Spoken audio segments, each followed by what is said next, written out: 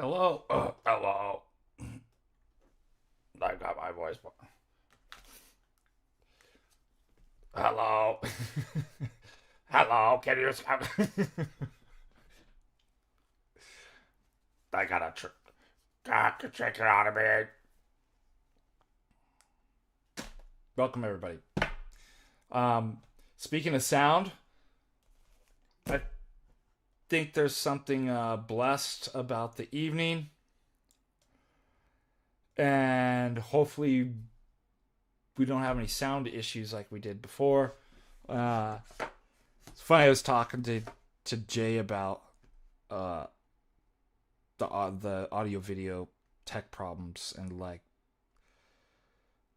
what was kind of going on too, and when you get upgrades, get new computers, new cameras. By the way, one thing that he brought up, and I find odd, this should be streaming at 1080p,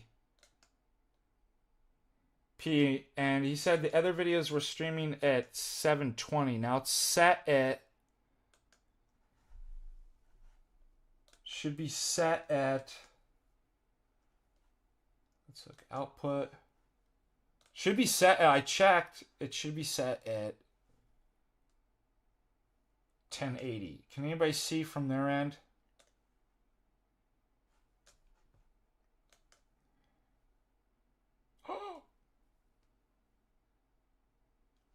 I do see it. All right, I'm going to stop 1 second. And I'm going to switch it. Give me 1 second. Let's put 1080. 1080. We have to. Hallelujah. I fixed it. Is it okay for Orthodox bodybuilders to use steroids? $2. Heck yeah, dude. Steroid it up. I don't know. I'm not an expert on steroids. I guess it depends on what kind of steroids. I imagine Father Moses knows about. Speaking of, and then also we got Dr. Michael Moeller, who I just got to talk to. Dr. David Patrick Harry. I just want to give a shout out to Dr. Mo. He's getting shadow banned, and YouTube's going after him, struck him down, bunch of stuff. Dr. Michael Muller is a great guy. And so I'm going to give a shout out. Go over to his channel.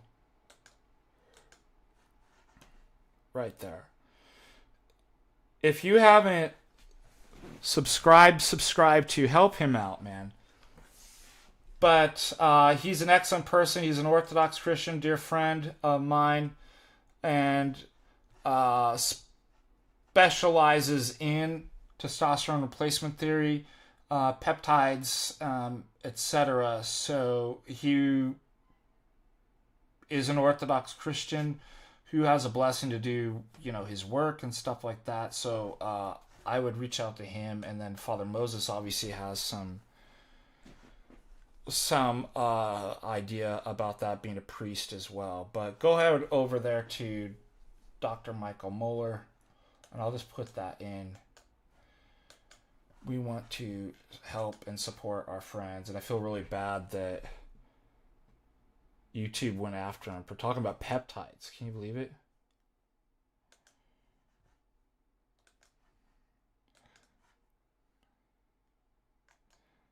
Put that in the chat there.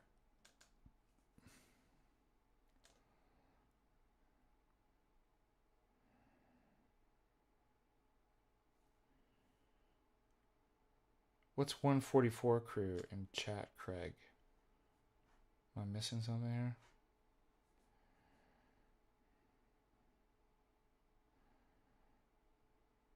Oh, well, I got it. Slow. I was up on the... Welcome, everybody. I am waiting to hear from Jay Cryer. Remember? Do you cry over your mother? Your mother's hell soul? Do you have your mother's nature? And Jesse Lee Pearson was obsessed with Jay crying. And so I made a joke, Jay Cryer. Jay Cryer cries over his mother every day, Jesse. We're waiting to hear. Jay is in the debate with the Masons.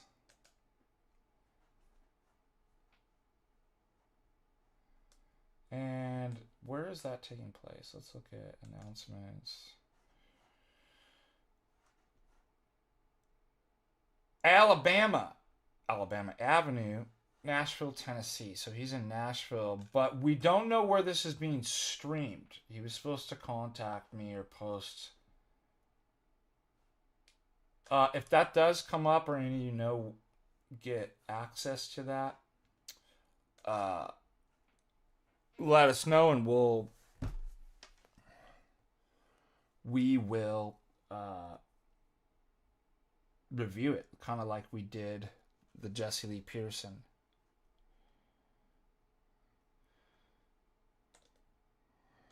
$5 from Andrew. I like how EO isn't super hyper legalistic like RC or where you need a whole universal discussion panel on how to praise, but yeah. It's acceptable to go to Dominic any Orthodox church, whether they speak English or not.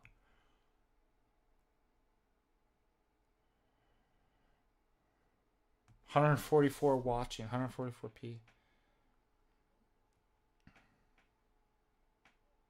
Now it's set at 1080 though, right? Am I wrong? I did fix it.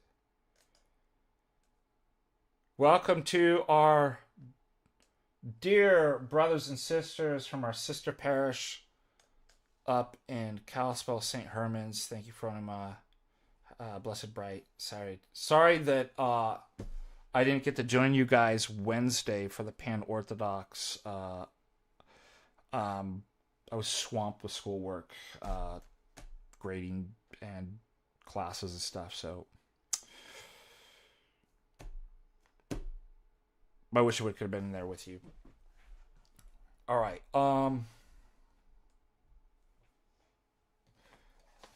Had a late stream last night on Alex's show. That's where I got my glasses. These aren't great glasses, but I feel like it. I don't even know if they work, but I feel like they help me to stop squinting for some reason.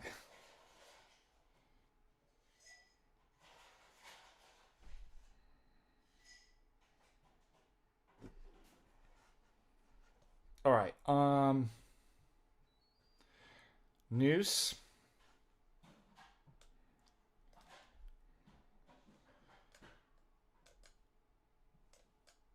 So anyways, yeah, what did I notice when I do streams in the evening?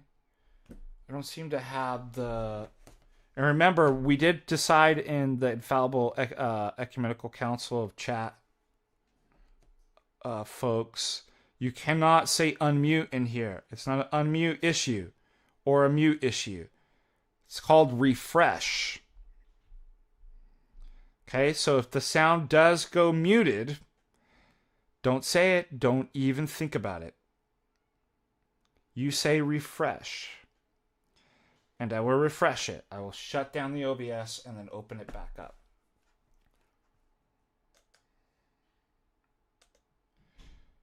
But I have a feeling that we're not going to have problems. It is refresh only, yeah. Okay, let's do... Oh, hold on a second. There was some news.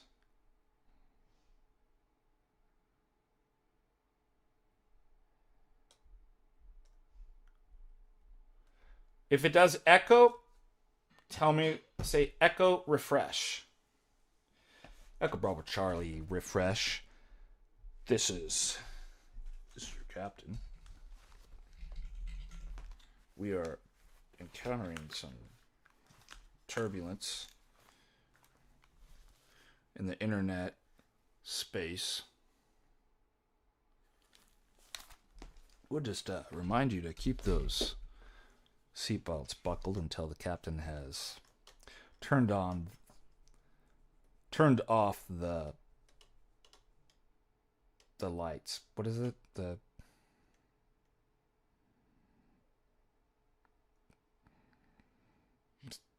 $2. I'm afraid to rate my professor's reviews.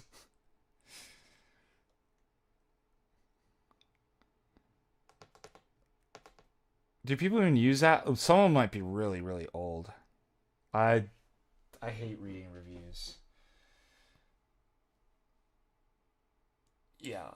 Like, I remember early on reading some of them, and I'm like, it just brings you down. The captain has dimmed the cat. Yeah. I have to look when my reviews come in from the college. Oh, my score's gone up then. It was low at first. Like, I just had some weird...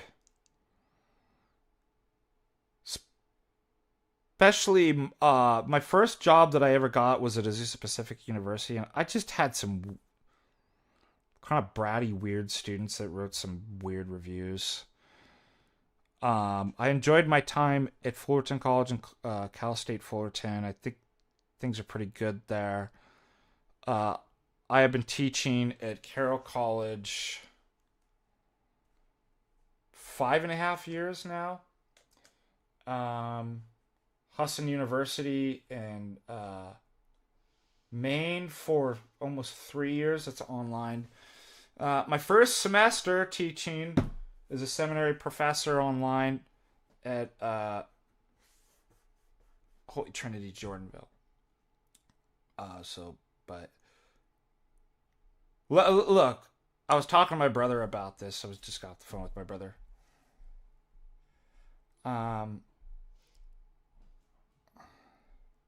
And if you don't know, I have haters out there. There's some people that hate me. I know. Whatever. That happens. You become a public figure, people are going to hate. Like, there's going to get a bunch of wackos. My mistake is, first of all, I'm pretty good at blocking and banning them. But if I've gotten some kind of fight online or disagreement, and there's some nasty people out there that say some nasty stuff, just clergy in general. They're supposedly Orthodox, blows my mind. So it's like, look, it's about respecting the office. Like, okay, I'm a retard and a goof, like, but I mean, we can't degrade the office of the priesthood. Anyways, my fault is after blocking them, I'm like, I wonder what they're saying about me now, right? I've had to catch myself doing that. And it just brings you straight down into hell. You're just like, oh, okay. So even if you don't respond, it's like, don't look at it. And I was talking to my brother about this. My brother's like, he works in the music industry. He's a 2-time Grammy winner, music producer, sound engineer. And, so he works with a lot of famous people, and, we're talking about that and like Hollywood, and he was like, that's what they tell it. Like, and those people are huge. Imagine the stuff they got to deal with, the crazies, and haters. And they tell them, don't read the reviews. Don't look at, so I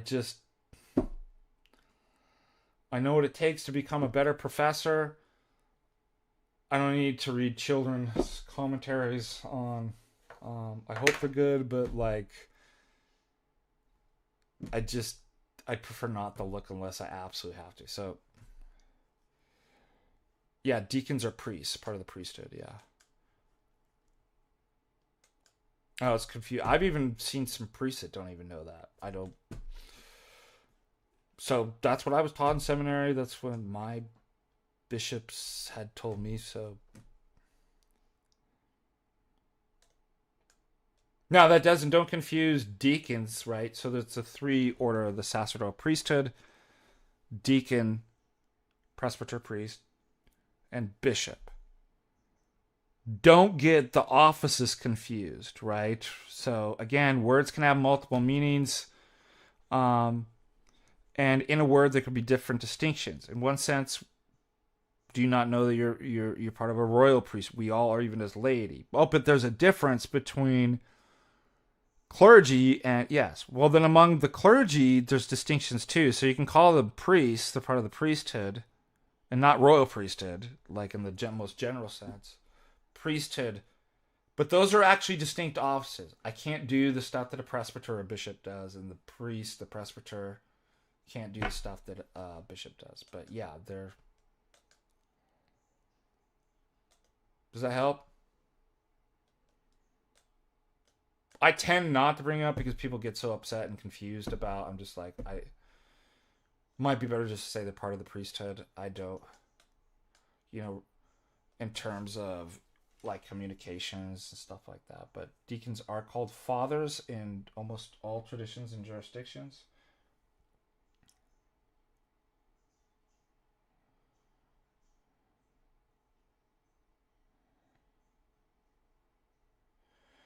But I don't care. You can call me Father Deacon, Father. Deacon's a little bit more informal, I said, but like, just don't call me Ananias. Like that, it's disrespectful. My students, I don't require them to call me. I don't mind FDA too. I actually think that's really endearing, and I like that. Uh,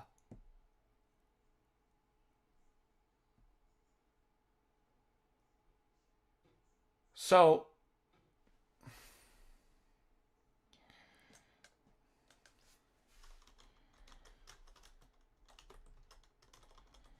what you're asking, how is laity part of the royal priesthood? Um,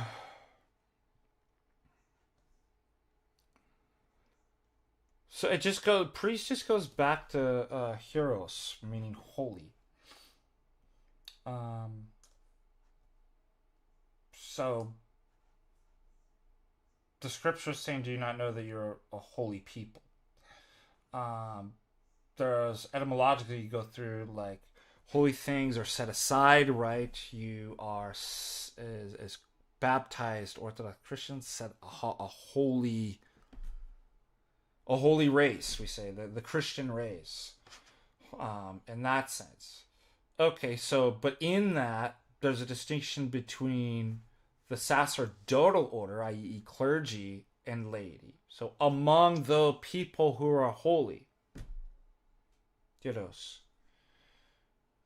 there are people that have an authority, that have a particular function, um, that performs the rituals, the sacrifices, right?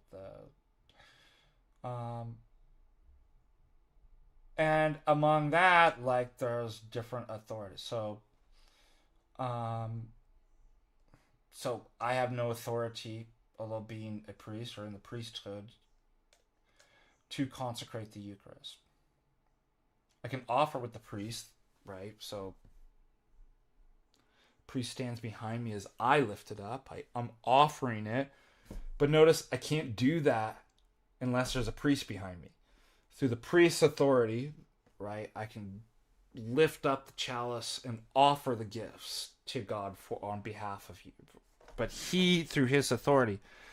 But you'll notice the antimons on the altar, the priest can't even do that. The priest cannot consecrate the Eucharist, cannot do any of the sacraments without the bishop. So, and then the bishop himself has duties and authorities that the priest, just like the deacon can't do stuff that the priest does at all. So the priest can't do stuff that the bishop, he cannot ordain. He cannot rightly divide the word of truth, right? The etc. Does that kind of help?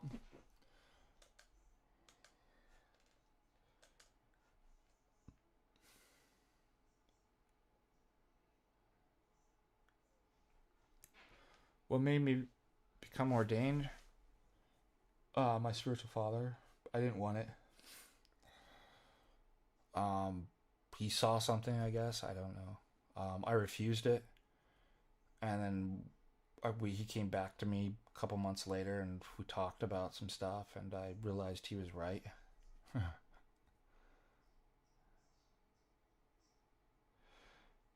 Yes. Answer the question. He has not said. I'm waiting for his text. He told me earlier if he finds out where it's streamed to let us know. None of us know at this point. It's supposed to be being streamed somewhere. Oh, it's a pay-per-view kind of thing.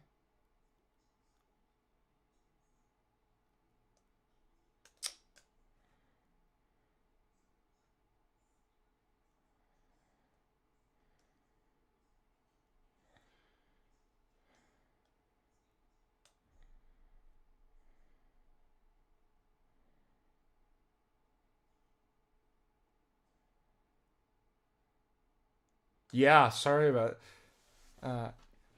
Campomondo says that the hate I have is that FDA is in constantly on his stream times. Yeah, I'm busy.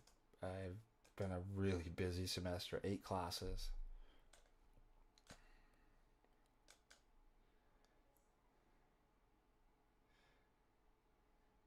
I haven't got any new subscribers. If you guys haven't subscribed, that's a good point. By the way, I was talking with a really great conversation with Patrick about a lot of stuff. And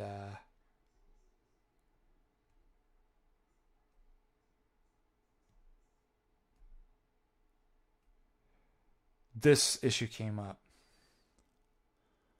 about like how to build your channel, etc. etc. etc. All right, I need to do some announcements on Patristic Faith, MontaNika. And then we made some additions. We have some new stuff to announce. I have to send this off to the diocese too, and then they'll be publishing this throughout the diocese too, which is good. Share screen.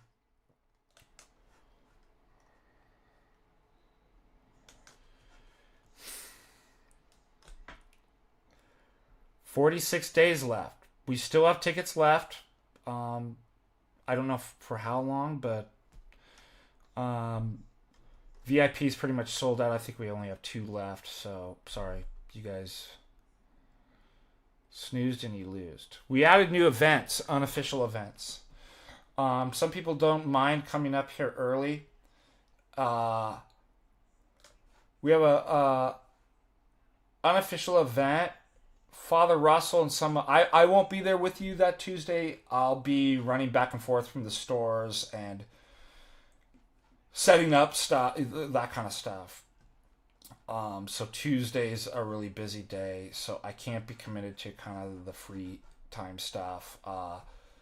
Father Russell will be taking you on top of Red Mountain if you come early. Okay. I've never been on. I can see it from the church. I heard that you can drive almost all the way up to the top. So it's not a difficult hike. I don't think it's a long hike either from where you park. Because I'm going to show you the pictures and you're going to be like, no way. But what a cool, amazing, glorious place to have a liturgy. Let me show you what...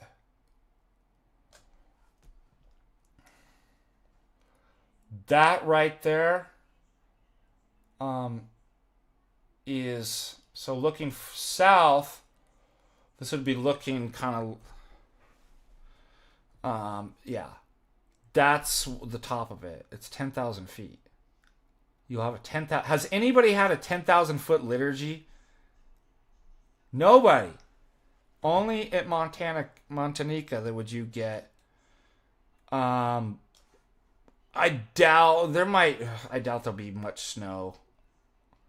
There's not going to be this much snow in June. There might be a little couple patches or something like that. That's from the top. This is what it looks like. It'll be more like that.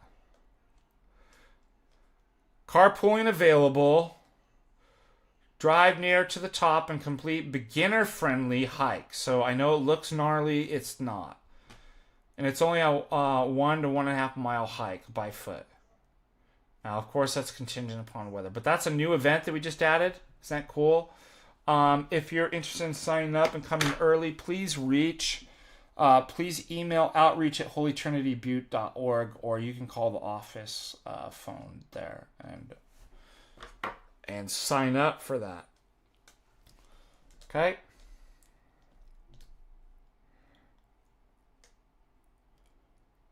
We're still keeping the Wolf Creek chat. Then the next day, if you want to go attend our Wolf Creek chapel event, I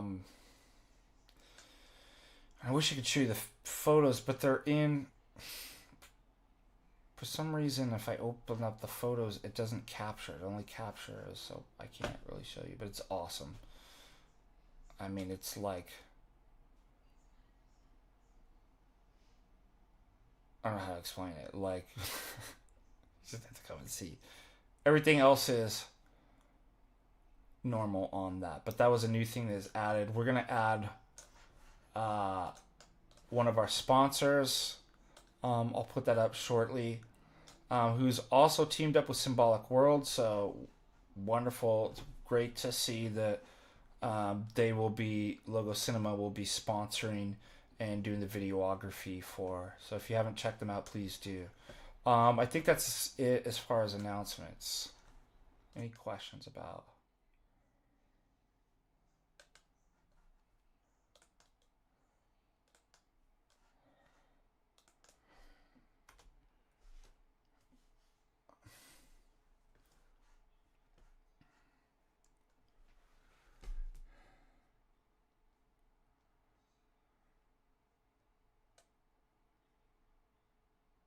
What's the main reason EO and Freemasons are incompatible?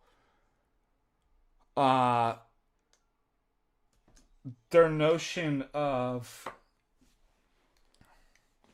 their perennialism, their ties to occultic Kabbalism, sort of kind of pantheism,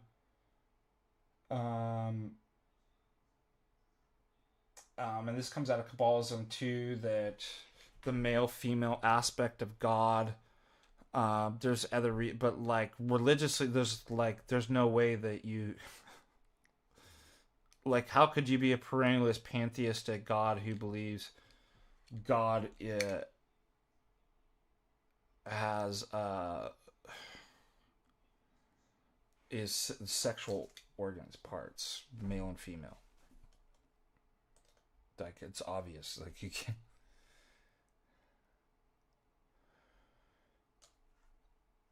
See, I squint my eyes without my. Get wrecked. Scrub something. Cut it off. $5.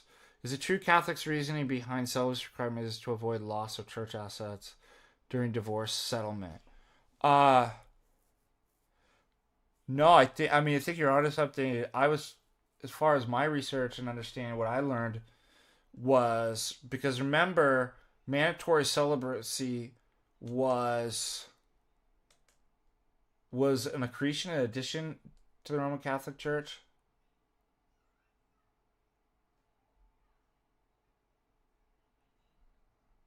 And what I understood was that if you were married, right, and you died,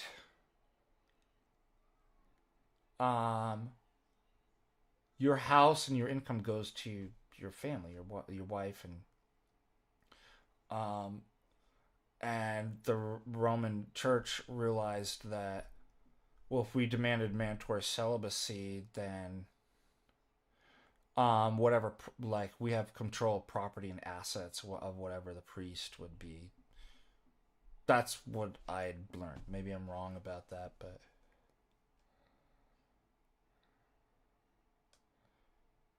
Westfield, what is this Westfield dude? What, I'm not paying attention. I can't figure out what's going on. I'm distracted.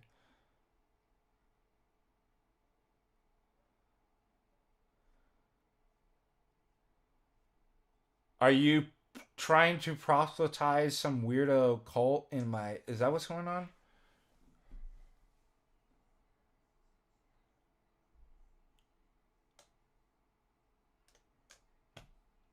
I just almost feel like helping people, like, who are even wrong. But, like, look, you're totally wrong. But let me just give you some tactics, right? Like, just kind of social... Oh, it was a bot. Yeah, I think... Because it repeats. But it's like that Muslim that came on, like... Or, Muslims... Stop me if you heard this one, right? A Muslim... A... PSA goblin... And...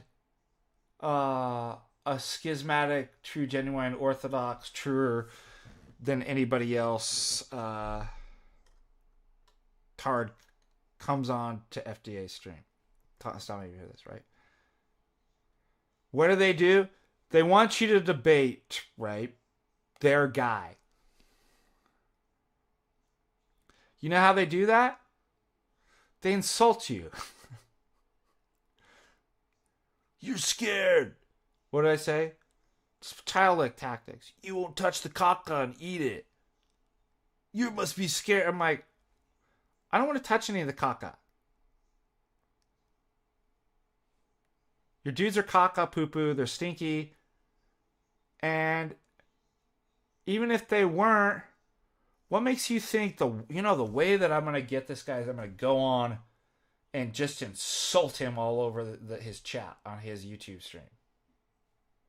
Well, let me help you out. That's not the way to do it. If you want something, right? Well, let's start teaching classes on just like certain kind of etiquette. The whole right or wrong, whether it's true or false, that's a separate issue. But like, let's just learn how to like talk so you can get stuff that you want.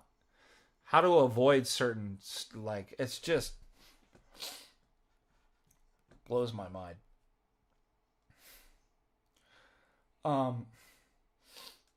I think I have my nose spray. My nose is clogging up. Holy smokes. Can you wait 1 second? I'll be right back. We're going on a commercial break. I wish I had some music. Oh, I can. Hold on a second. I can put music on.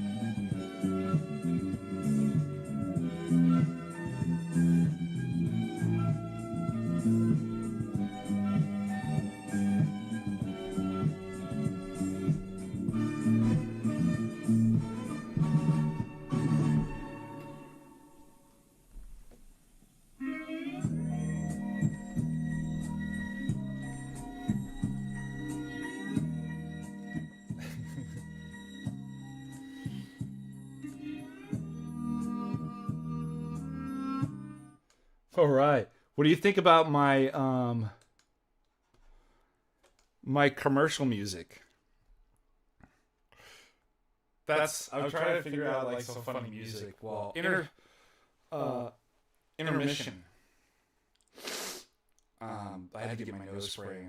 I was thirsty when I was doing too. Is there any more schismatic than Mari Mari? Probably. Did you like the music?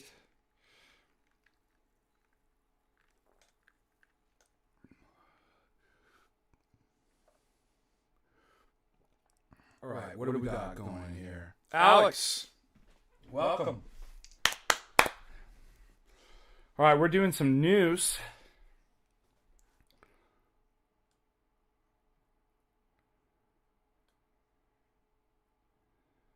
I'm reading the super chat. I mean the super chats. We read the super chats. I'm reading the comments.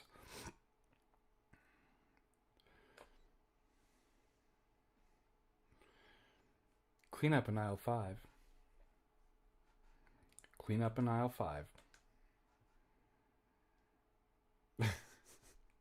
We're going to do more fun stuff like that. All right. Let's check out what kind of news we can get into. Face Lord book. See what's going on in the Face Lord world.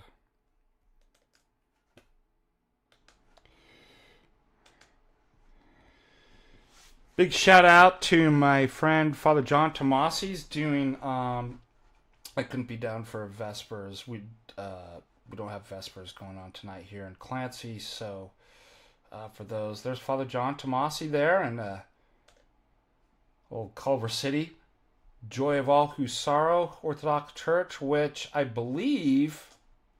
Oh, I haven't shared screen. Oh yes, I have. Was Yelena Popovich's parish for a while.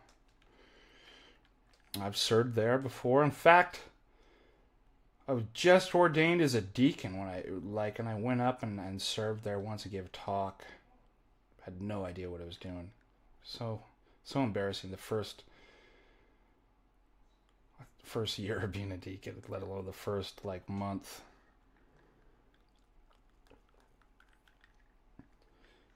We could watch the Weird Surfing League, Dan Andy. Looks like a Sheila carving up the way for a 10-point right there.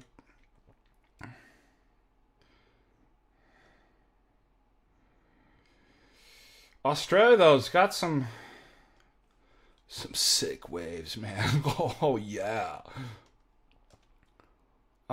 Look at that. Looks like a washing machine, man. Kind of stormy. All right, moving on. Couples gather in Georgia. Okay, got that. Something from Father Thomas Soroka. Yeah.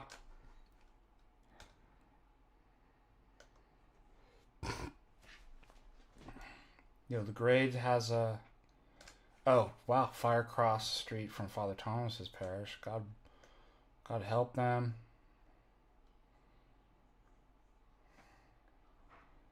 Lincoln Live. Little surf history here. Homeschool day. How cool is this, dude? Heck yeah, from this is our Capitol. What a beautiful building, by the way. So, if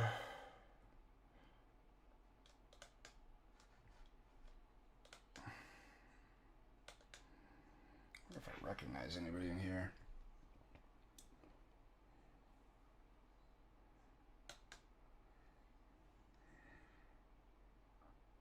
Isn't that cool to see a turnout like that in our state capital for homeschooling?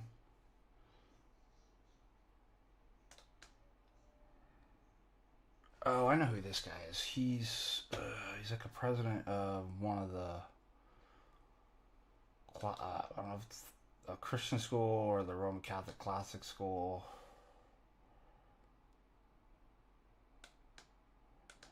Anyways, that's wholesome news, huh? Here's Archbishop Nathaniel. Looks like Sito Juan Botes, Parinte, Christine Prida.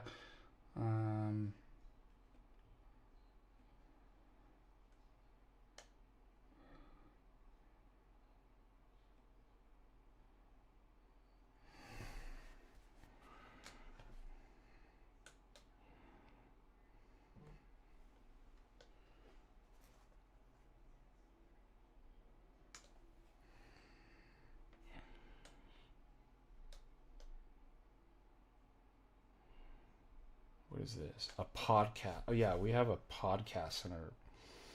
So he's like, why don't you use it? It's actually really cool. So we have a whole new library at Carroll College. With like 3D printing shops, and see, that's where all the money goes. That doesn't like, let's not pay our adjuncts anymore. Let's build this awesome library. And it is an awesome library. But they have a full on like podcast center, like all set up. If it shows anything. Just curious what.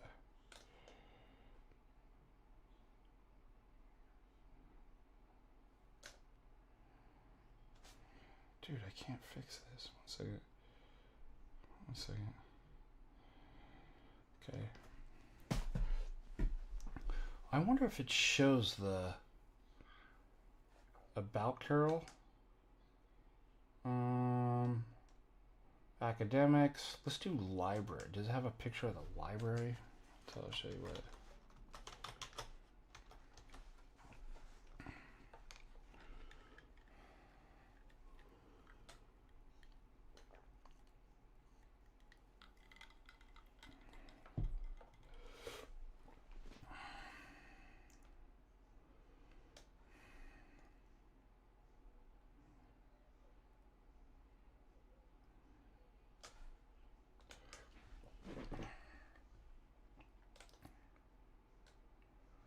Yeah, here we go.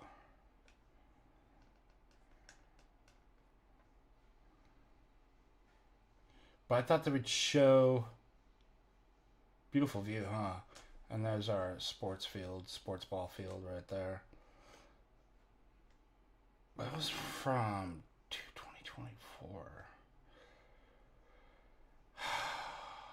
There's gotta be a better.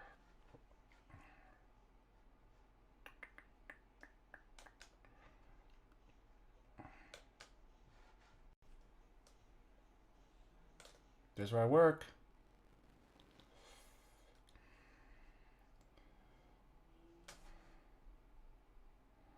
Webcam? What should we do? Should we do a webcam? Spy on my students. There's our little observatory.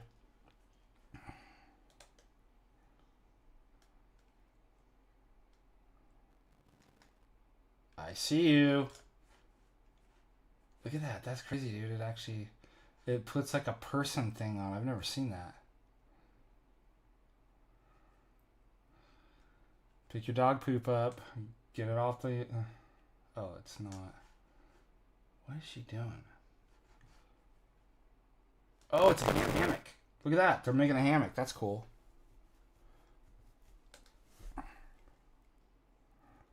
Is that a trip? You can just like...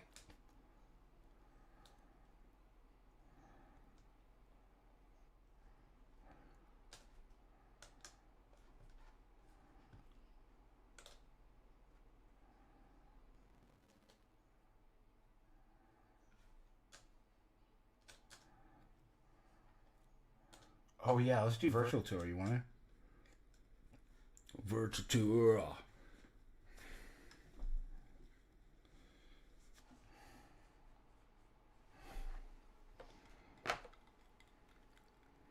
So I have classes in that building. That's their Papist chapel there.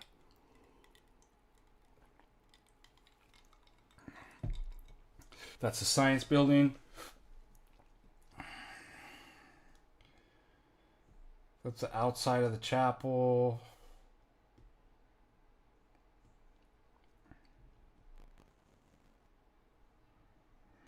That's where I teach classes. It's just going back. It's kind of cool that they do. Why didn't they show the library though?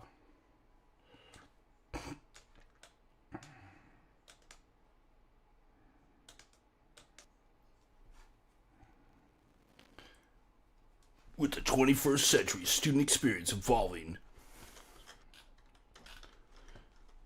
you can upload yourself into the cloud, get rid of that pesky body, and merge with your AI overlord in Corlett Library. Alright, I'm done messing around with this. Let's see what's going on in the chat.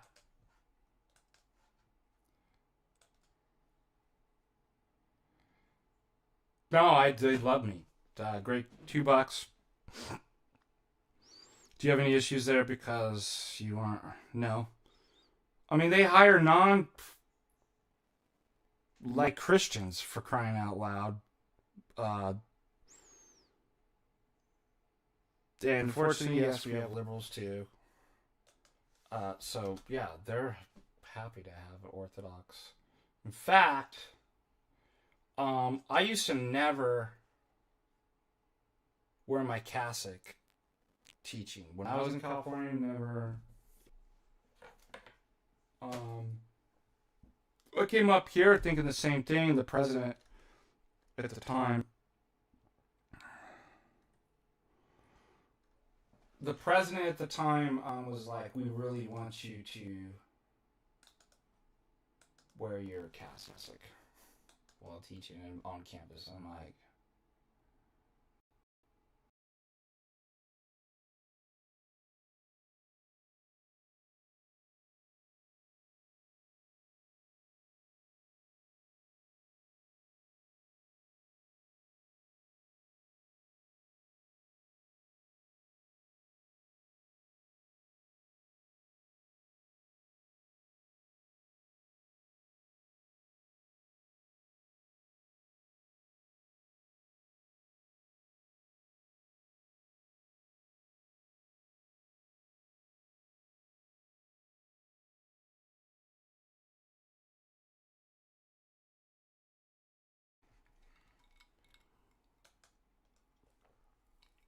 "Good call. You guys did it. Refresh. That's the word." Up.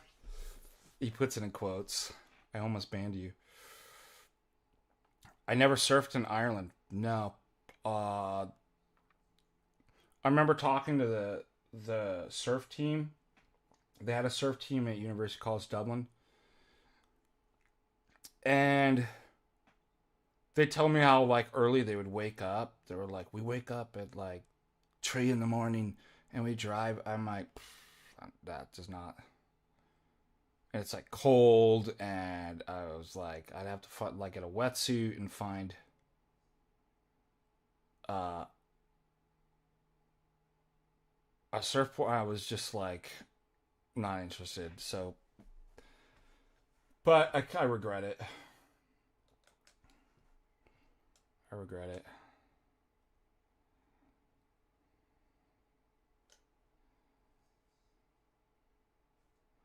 I'm looking for more news.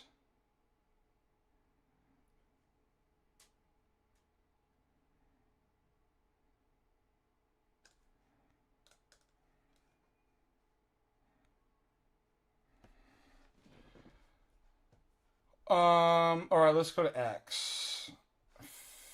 Facebook.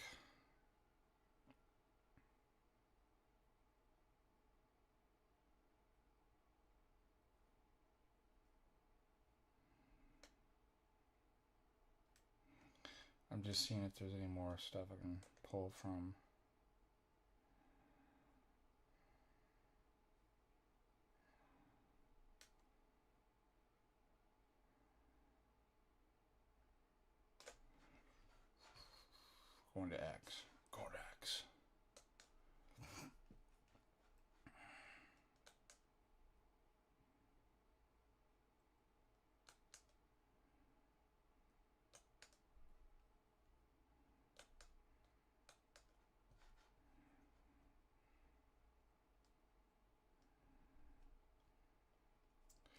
Anybody check out the Cleve and Ubi?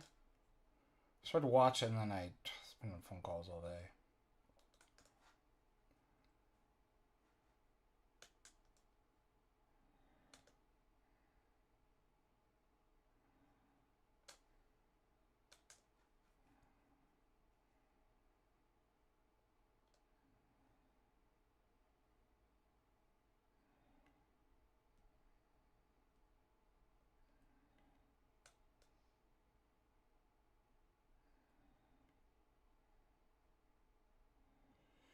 Yeah, Christian Slowboy Whiteboard. Um, OCA does offer a distance. You can do the DVP, the Diaconal Vocations program. Um, I teach uh, uh, the certificate, theological certificate. I'm one of the professors at the Royal Corps Seminary, Jordanville, Holy Trinity.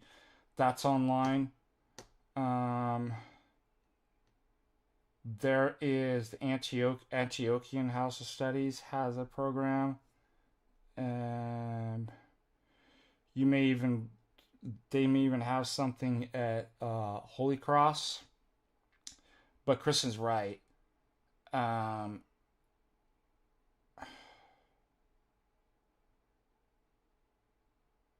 that it's fine to talk to your priest. That I'm open to. Do you think I have a father? I have a calling to. Um, it's a huge red flag for me if like somebody's pushing for that. If they're not kind of called up, like as Kristen said, called upon by the priest. But like, it's fine to approach a priest and be like, "I have an interest. Do you think I would be?" I don't think it's okay to be like, "I think I should become," or "I would like to find out how to advance." Like, you should not be thinking that. Also, don't forget minimum amount of years being Orthodox. And I know that different jurisdictions may be even longer. 3 years Orthodox. And I also need a bachelor's. So, and no ordination before 30. I don't know how old you are, but sounds like you're older. You have 3 kids and a wife, but just so you know what the like what you're looking at. But it's fine to be like open and be like, I believe I have an interest. I might, and you talk to your priest or spiritual father about that. All right.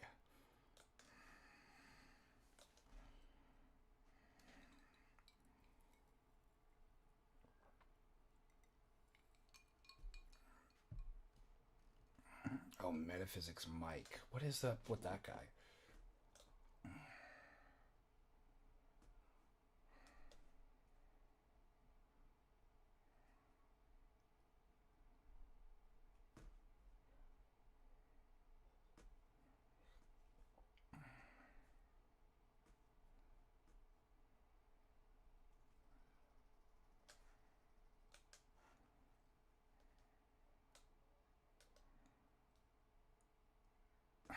I'm not going to pull this up.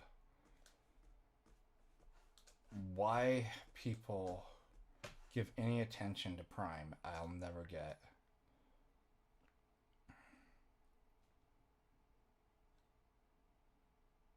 I mean, it kind of seems like bad. Like, is the only reason because he's your token ortho? You know what I'm saying?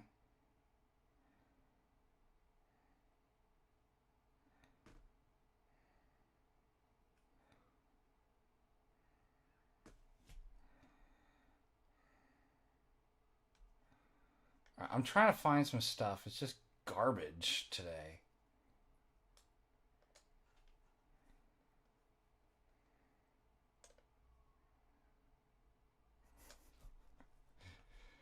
Guy like Jimbo, man, he is a master troll.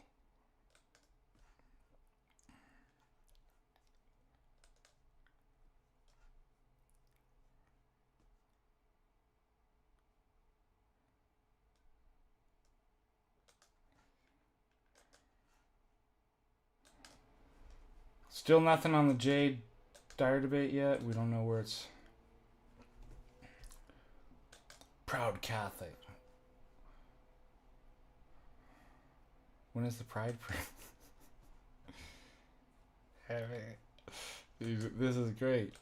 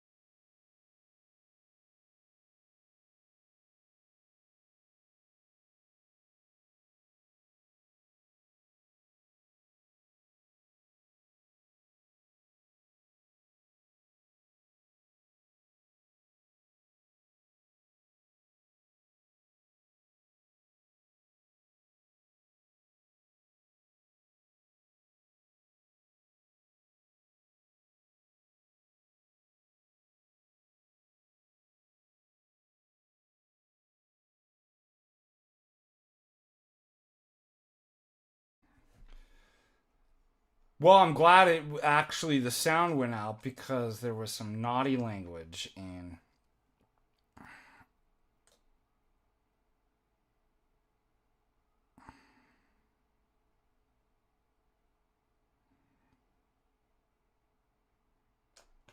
so I don't know. We'll have to return back to that.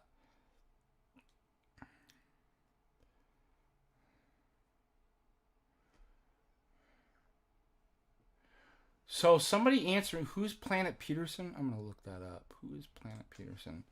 Who is Jim? Who is Planet Peterson?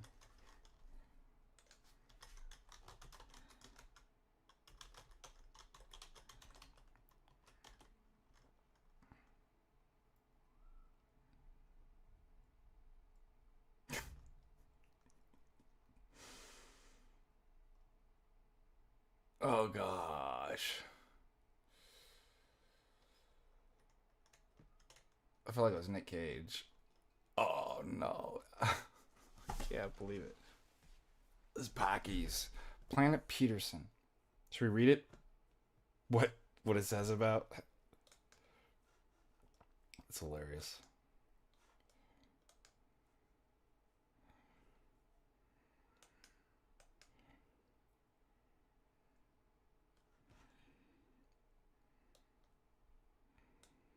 It says,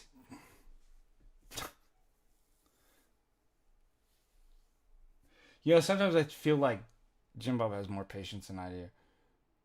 He really does. Like, we should give him more credit for the amount of patience that Jim Bob has. Like, I know they call me Father Deacon Patience, but I don't know if I could deal with the goobers that he deals with all the time. They literally spill over from his chat and Discord into my, and I have a rough time. Like, I'm just like, where did you come from? Blocked. It says that's his online alias. His name is Eric Peterson.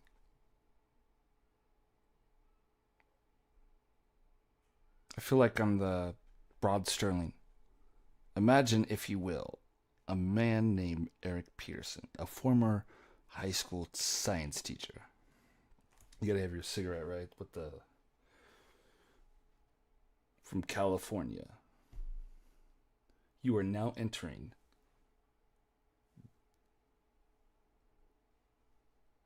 what? The Twilight Zone. He now works as a science communicator, content creator. Okay, no, it gets better. Listen to this. He's focused on debunking misinformation. Yay! Thank God! I seriously didn't think civilization was going to survive until we got some debunkers of misinformation out there. Guys, it was getting pretty rough. Western civilization was on the brink of collapse. We didn't think we'd make it. We thought we were going into Armageddon because we got our exegesis incorrectly. Because we contracted exegesis reading all those texts. But finally, one man stood up to debunk all the misinformation, particularly anti-science claims. Flat Earth, okay, you got one there. I can't stand flat earthers. I don't know. I'm gonna put up a category like a list, and I'm gonna have to kind of rank who drives me more crazy: PSA goblins, flat earthers,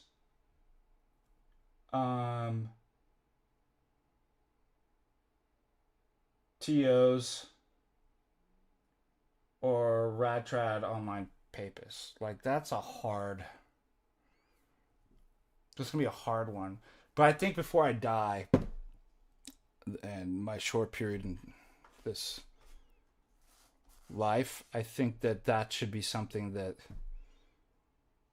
should be accomplished. You should have like a list of, like, wrapped up. It needs to be like how they found Pascal. Like, it'll be like tucked in here. They'll be like, what is this? Like, when they find my dead body, whenever I die of whatever cause, they're gonna pull this out and be like, yeah, God, it's a list of the top 5 most annoying people. We need the publisher. Get this to the publisher, quick. That's what I want. Okay.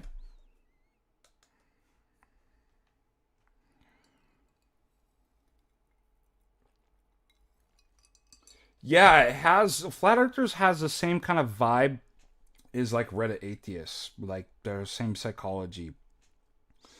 But it also has an air of kind of like the way the evangelical Protestants kind of think and argue too.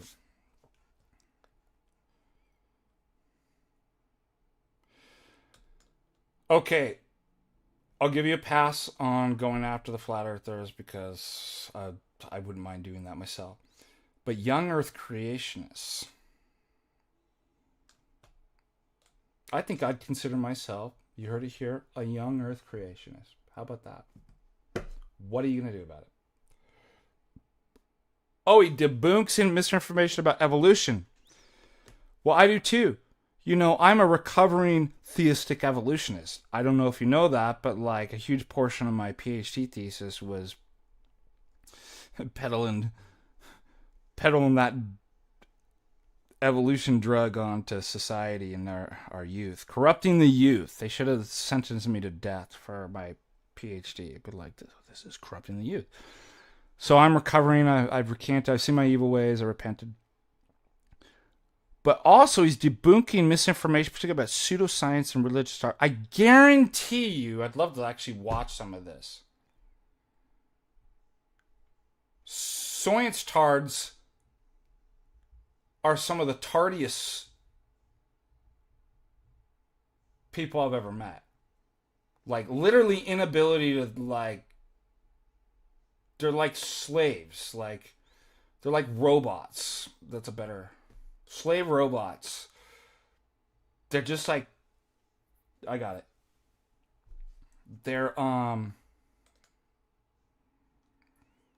not going to throw all the scientists in it, but a huge proportion of them are like Pavlovian behaviorist soy bots that just regurgitate input, output, right? Literally inability to like introspect or think at a meta level and analyze paradigms. None of these people know anything about the philosophy of science. That's what I found. And they're some of the most dogmatic imbeciles I've ever met. What was it that Caesar said? Caesar,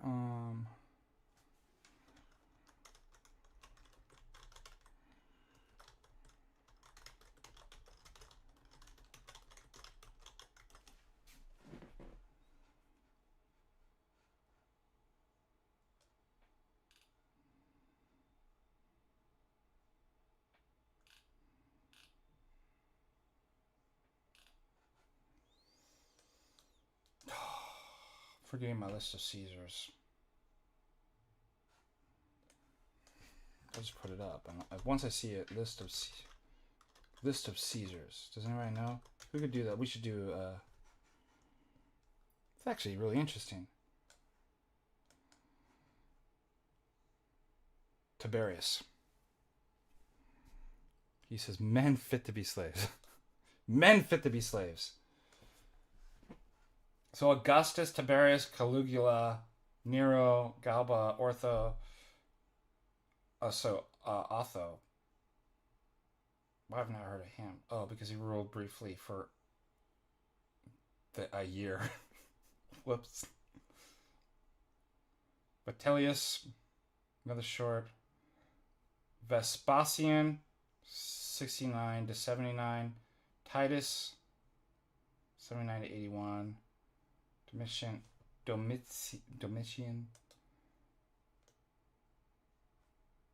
That's weird. Hold on. I have an idea. Where is it? The big purple book. Where is it? There it is. I see it.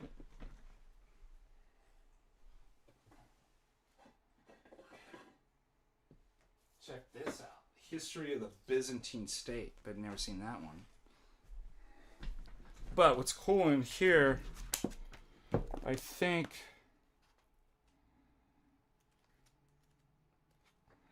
there's literally a list of all the emperors going all the way from the beginning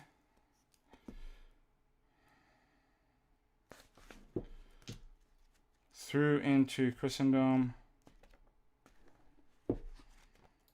Thought, yes. Oh, dude, this is awesome. It goes through Muslim rulers, goes through the rulers of Serbia. How cool is this? Bulgaria.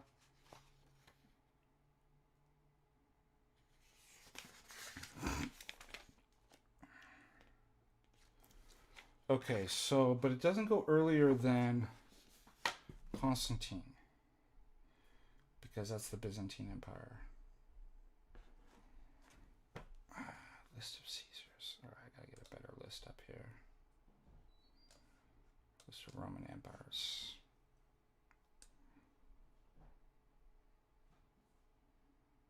All right, this is Wikipedia, but it's good enough. Let's go through. You guys interested in this?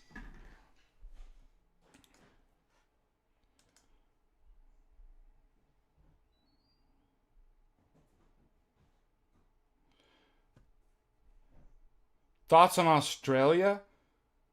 To like a totalitarian third world state. Like, it's an awful place. Like, I pray for people that live there, if it even exists. The title is The History of the Byzantine State by George Ostrogorsky.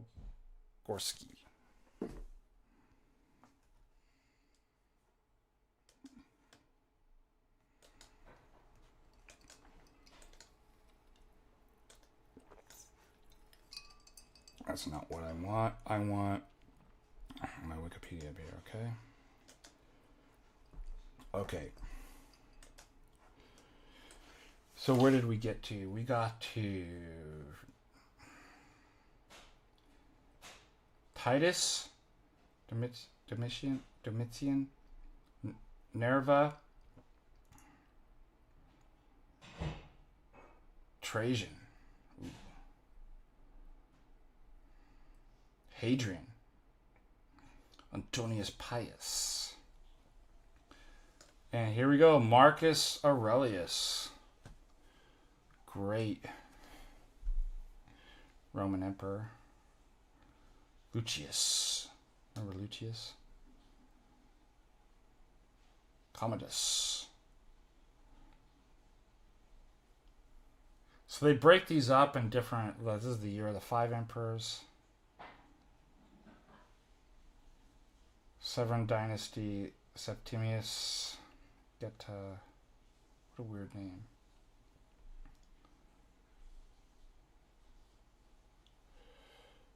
Murdered on order of his brother.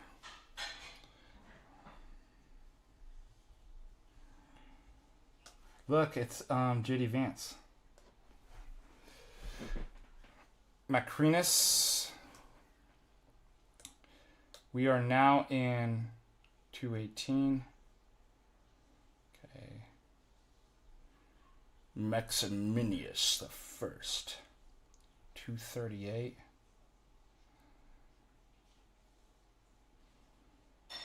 Gordian the First, Gordian the Second. Well, that didn't last long. The shortest reigning emperor ever, right here. Killed outside Carthage in a battle against an army loyal to Maximinius. It's interesting, isn't it? Philip the Arab. Ew.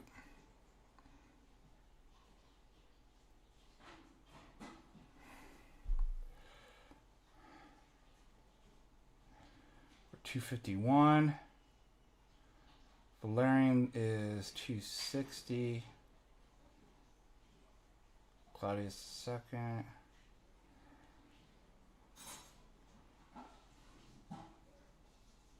Tacitus.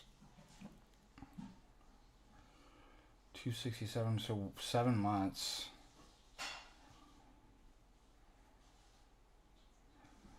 Diocletian.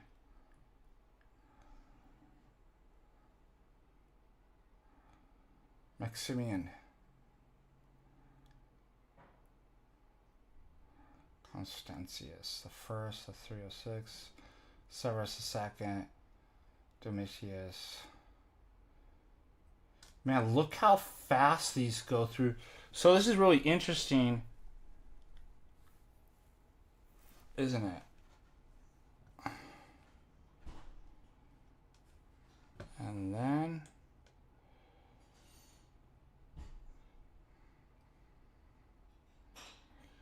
so Constantine He is the son of Constantius. Constantius was 305 to 306. So there it is. There's Saint Constantine. Constantine II, Constance I.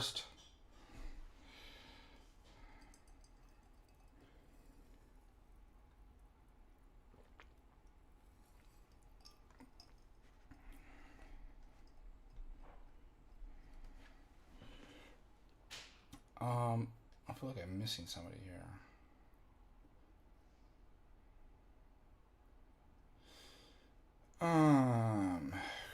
Theodosius.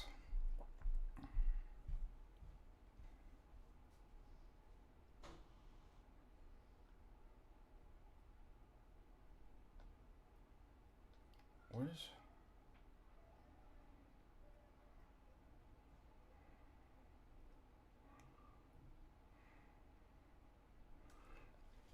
one second. Who was immediately after Constantine was...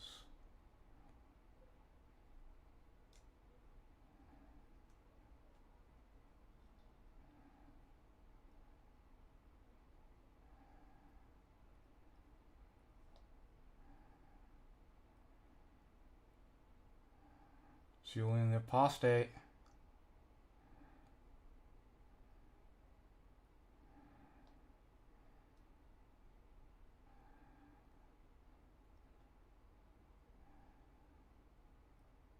This is cool.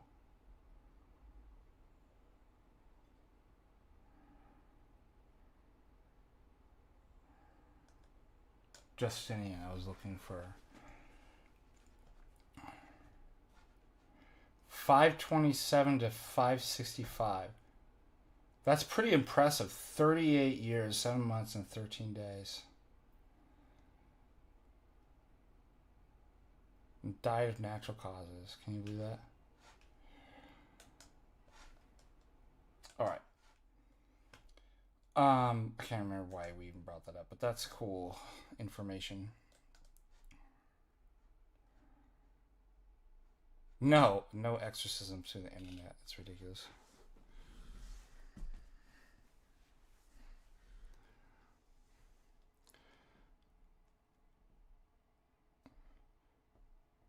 How can you do exorcisms on the internet if you can't put, like, how are you going to transfer holy water? Like, you have to touch the...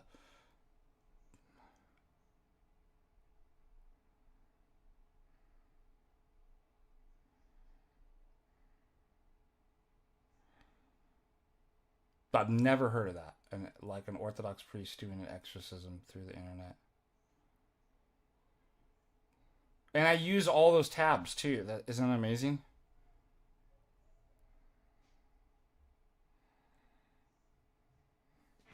Yeah, I mean, I would say absolutely not. It doesn't make any sense to me how you could do an exorcism through the internet. The priest is gonna use...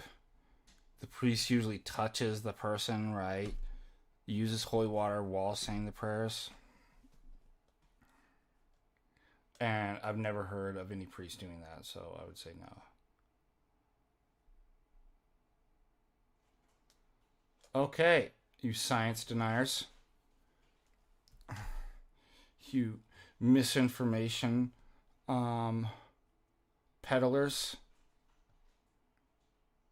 That's...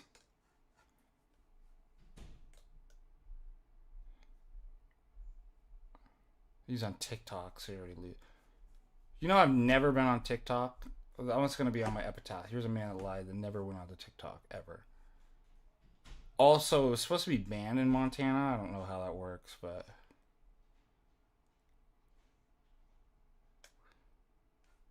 This guy looks like a goober. Let's watch, shall we? Let's watch it. I think he's gotten past the foul language part, so... But they work together. So they developed, you gotta imagine, from Peterson's view, random mutation started producing this system with no relation yet to the brain, no relation yet to anything. It had to develop, right? But independent right? One side and the other. And it has to make sense, one side or the other. Now, the vestibular system, by the way, is what accounts for our balance, our ability to have spatial awareness, to know when we're tilted or not without throwing up and getting sick. This is built in, and I would argue for us today, necessary for for us to arrange ourselves and navigate the environment. I think without this, without help anyway, we would probably die. And I want you to see that on the left side there, those little cords there, those might as well represent a natural gyroscope. That is, there's an X axis, a Y axis, and a Z axis. And they all interact. So when there's pressure and sensors on one, the other one is kind of inhibited, right? This has to be incidental from Peterson's view. It just accidentally created a highly specialized, insanely complex gyroscope for our balance. Now, that's not all. Inside of these tubes there that you see, the vertical tube and the two horizontal tubes, inside of there is a liquid that needs to be very precise called endolymph fluid. The endolymph fluid is specialized. It has to be a certain ratio of the fluid because it has a very specific electrocharge. This has to be incidental. So in order for this system to work, you have to have an accidental maintained electrical charge of 80, right? It has to be exactly that. And if it's off, people get sick, they have to go to the hospitals. It acts basically like a battery. And so this, you have to imagine the view, and it's totally fair. This is not incredulity. It's not because I can't imagine it. What I'm saying is that from the evolutionary view, you actually have to tell us how it's the case that random mutation builds these engineered miracles inside the body. I'm not saying it didn't happen because I can't imagine it. I'm saying it's on the person proposing that it did happen through random mutation and natural selection. How did this happen? Seems fair. My own kid would ask me, what do you mean? How would that happen? How could that happen? So that's important to look at the vestibular system and other things because you have to keep that in mind. These are seemingly engineered things that have function, and yet they come from completely directionless random mutation and chemical reactions. So you can bring that down, James, now. So not only does evolution have to explain the engineering of each hyper-specialized feature, it has what to stinks explain is the we can't reality see between the features and the mechanisms. we can't actually see what's going on here. He didn't bring it down. Are changing into categorically new organisms. This is really the basis of evolution. So the Pakicetus in 15 million years went through all the changes, and essentially its lineage led to a whale. This has to be explained through random mutation. That means the body plan that is the Pakicetus on the land, maybe the size of a wolf, acts like a cow maybe, starts fishing with its hoofs, dips its little legs in, and over time, voila, starts eating fish, and eventually it leads to its end, which is the whale, which might be turning into something else, as we know. So this view has to be actually justified through their mechanisms. They can't just say it happened because the time allowed it. They have to actually explain mechanically, how does this happen, biologically speaking? And I never get an answer to this. Now, you could use the penis argument. In this case, I would use the vestibular.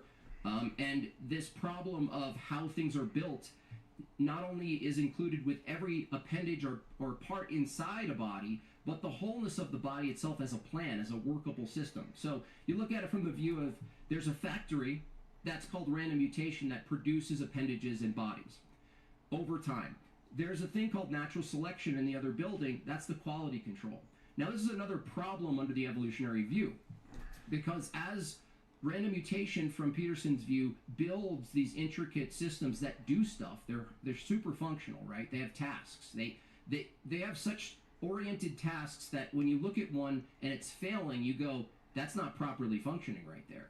That assumes there's a directionality to what it does. It's not incidental, but Peterson actually has to hold that it is incidental.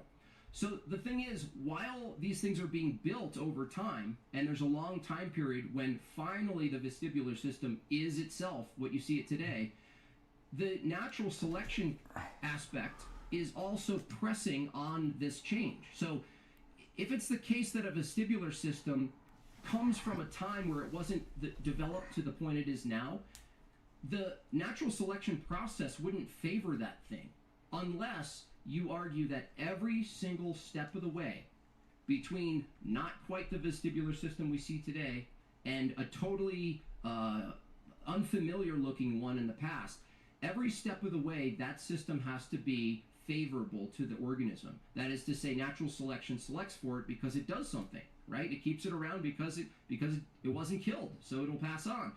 But if it's adequate for having, why would there be a pressure then to change it if it's developed its adequacy? Now you have to say, well, it starts optimizing. There's a bonus. But optimization, right, in any way or sense of the word we know it, optimization is still towards something. There's a direction of optimization. You can't argue that optimization occurs if it's purely incidental. Accidental optimization, this doesn't make any sense logically. So if you introduce optimization, which assumes directionality of a process, you can't hold the view that the process is wholly produced by random mutation while simultaneously holding to a direction toward betterment. It's getting better at doing something. That doesn't mean anything under the evolutionary view. Better, accidentally better, this doesn't make any sense logically speaking.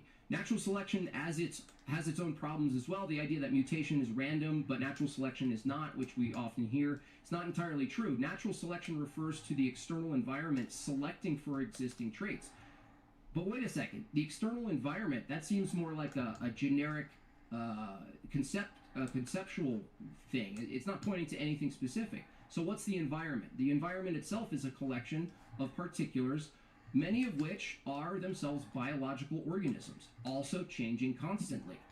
Then the physical conditions of the environment, right? Weather, climate, all this stuff, natural events, these are also in flux. So there's another big philosophical problem here that I probably won't press too hard on, but I want people to know it. How does an ever-changing system of organisms, ecology, and physical conditions produce a regular process called evolution? How could you even understand natural selection if the environment that's doing the selecting is also made up of changing things? You couldn't possibly track it. It's all in flux. So you have to invent a static view of the environment while you hold an isolated highlight view on the organism and say, look, the environment, abstract concept, is selecting for this thing, but the environment's made of all these things that are changing. So the environment itself that's selecting is also composed of a bunch of random things that are happening, right? Totally dictated by random mutation. So that's a big problem. In order, let me see, where am I at here? Those organisms need to maintain the nature of what they are. This is another problem, that when we look at nature, in order for something to be prey or a predator, for something to be dependent on the external world, grass, flowers, whatever, berries, these things maintain some identity, right? In order to make sense of the natural world, the animal kingdom, we look at it and it's in a symbiotic relationship. It gives and it takes, and it coexists, right, in some sort of equilibrium. If everything's changing, how it, like if everything's changing, that means food's changing. That means the food for something is changing. It's not just the organism. It's the way in which the organism participates in reality is changing, because the reality itself is in flux. So this is a bigger problem when you look at the grand scale of evolution. But again, I just want to get that out there for my own audience in particular. But I will be focusing mostly on the granular aspect. And I want one last thing here. He mentioned the penis coming from the penis. Notice that Peterson wanted to give an example of a penis coming from something that doesn't have a penis. He looked at an embryo. The problem there is that it still comes from a penis. The embryo is the byproduct of an existing organism that has a penis and a vagina. And so the problem with that, as an example, Peterson, is that that embryo, if that was actually human, it's already coded with DNA markers for the penis to grow or not. It's already in the system. So the nature of that embryo is actually that it does have a penis. It already has the information to eventually have a penis. The markers tell you when that's going to develop in the embryonic stage, as well as the arms and everything else in our body, because it's informed by a previous thing that does have a penis. So if you were going to use that embryo as a snapshot, say, look, Jim Bob, a penis doesn't have to come from something with a penis. Here's an embryo. No, you go back one step, that embryo came from something with a penis. So the penis is still there. You have to keep going back in time, and eventually you have to come to a place where this appendage and its purpose reveals itself. Here it is. Okay, voila. Or you have to hold a view. You have to hold a view. Okay. Excuse me. That there's gradualism, and that for everything that has functioned today, every step of the way in its development, it was as functional. It was just as useful, but it's still changed. Checking in the chat. With that, we're going to jump into the open dialogue. But first, folks, if you did not know, Andrew Wilson and Owen Schroyer will collide on the East Coast. That's at the end of this month. So we are just a couple of weeks away. Not even a couple of weeks away. Andrew Wilson, Alan Schroyer and Andrew Wilson will do University of South Carolina in particular, a debate, but not. He won't debate Jay. in the live chat, and they're also in the description box. Check this debate out. Come on out. Modern Day Debate is thrilled that Uncensored America invited us to be the moderator for this debate, as well as this next one that I'm going to show you. So come out and meet your favorite debaters, including Rachel Wilson and Brian Shapiro. It's going to be amazing. Ew. That is linked in the live chat, as well as the description box as well. So this is being As you can see at the bottom right of your screen, the reason why you don't see the whole thing is it's being streamed on whatever that guy's. on feminism. You don't want to miss it, and that is in North Carolina, East Coast, last week of this month. With that, we're going to kick it into the open dialogue. Thank you very much, gentlemen. The floor is all yours. Yeah, for the sake of our audience and us not getting clipped saying penis a million times. I was just gonna say let's that's switch what's over to gonna something. happen. I do want you to maybe look at the. We can focus just on the four things. Well, the first two. Sure, of the four sure. things. I want to use the vestibular system just briefly here. When you looked at it, like I said, this system is highly complex and functional and task oriented, and it's so precise in what it does. I didn't even get to the crystals. There's crystals in this system as well that weigh down on things, and it's very precise. And if it's off a little bit, it fails. And so the question I had is, like, from your view, if you were to take a purely random mutation approach, you'd have to say that random mutation started the pathway toward this thing being generated, right? Look at it. It's like totally just. Yeah, I would say that. If I did a little bit of Google searching, I could find some stuff in the fossil record for the development of the inner ear. I'm not going to do that here because that would be kind of boring. But, Okay. so what I can point to, what I know off the top of my head is, so if a trait is evolved, then it should go through stages. It should, like the modern forms of things, we should expect to see kind of like transitional variations of it. Now again, I'm pretty ignorant about the fossil record when it comes to the vestibular system, but there are lampreys and it's just lampreys. So they're a really disgusting eel-looking fish, but they don't have jaws. They just have a sucker. So they're an incredibly ancient and archaic body type, but they do have bones like we do. They have Who's playing the music? Semicircular canals, but they only have 2. We have 3. So I mean that's the only thing I can think of off the top of my head as far as those. But yeah, I mean there are many things we'll never have the complete picture of how it happened. But when you see in nature different variations of the same thing, less complex versions and more complex versions, I think that actually is pretty excellent evidence that it evolved. I have a few more things on this, but I'll let you respond to that. Okay. Oh, well, it sounds like you're saying there's other things that have similar shadow ghost structures in the past, and maybe those are simple forms. And so if there's simple forms and there's a more complex form, you can imagine that a simple form of it could actually, through random mutation, produce into a more complex form of it. Yeah, it would be unreasonable to think that our vestibular system, the mammalian one with 3 semicircular canals, could have just been produced by the random, even with natural selection, the random thing. just in its full-fledged state. No, Instead, yeah. you would expect to see transitions, Yeah. and I can think of at least one No, with the lamprey. Yeah, I'm not under the impression that your position to defend this is that random mutation built this thing and it was like a bunch of elves building it and they finished it. Rather there has to be sort of a provenance of this item, right? This is like an item in the if there was like a showcase room. Here's an item that does something in here in this body, and it has to have a past from the evolutionary view. And so, but the view is that random mutation itself, that's the first mechanism that actually starts building this. It's a building process, correct?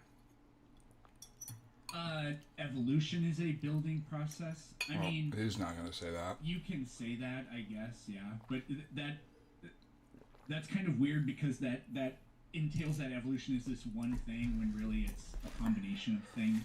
Well, I mean, for this specifically, like you look at that vestibular system inside there and the tubes, and I mentioned that there's fluid inside the tubes and has to be a specific ratio for it to be properly it basically uses electricity to receive pressures in the form of sound to send to the brain in a meaningful way where the brain can interpret it. But here's what I'll ask you. Is this fully formed vestibular system from the evolutionary view is incidental, correct? It's incidental in the sense that there's no reason that any organism had to develop a vestibular system. I was jotting down notes while you said this, because this is something that people say quite often. Where did that actually go? So when you say something like, how did it just happen to create this vestibular system? Like I said, it didn't have to. It's like the thing I wrote down is, why can't goats fly? Wouldn't it be really awesome if goats could fly? Well, we're not the ones that get to say this is the way that you evolve. If you don't do it this way, then you don't function in your environment. Then it's no good anymore, or the organism won't survive. No, I mean evolution doesn't have any foresight. It doesn't have any teleology. Right. So, but if it doesn't have teleology, then would you admit that use of the word optimization is just it's not really optimization, it's just accidental optimization? Like, organisms don't optimize, they just accidentally change, and it's just lucky that that accidental change is advantageous in contrast to the environment itself. It's just like, oh, that was a happy accident. I mean, I was going to say serendipitous, yeah, but that's what that means. You can say that, but it seems like you're kind of just saying the organism doesn't optimize, the environment, the filtration process mechanism, whatever we want to call it, of natural selection does that. But it still occurs. I mean, it's very hard to imagine. What's interesting about natural selection would have created a complex. It's literally just an analogy. It's not actually real. It's not actually a thing. It's not a mechanism.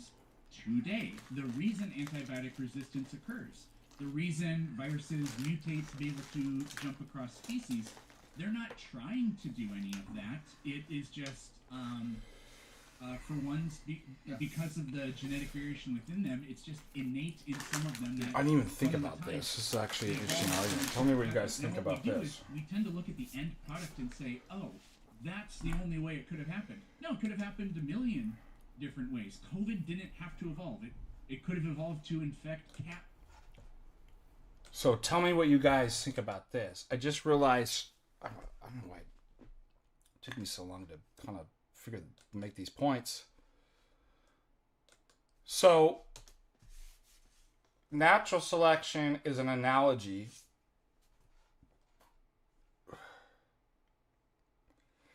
based on artificial selection, right? The way that you would breed pigeons or something.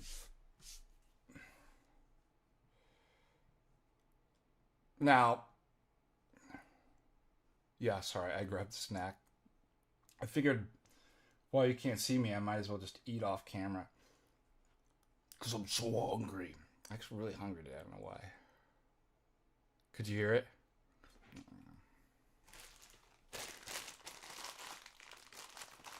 This is my bag of natural selection. Here. I just got a little random gene there. And I just eat that. See? And just add a little bit rando accidentalism here. Anyways, they talk about, so analogy is not a thing, right? Number two,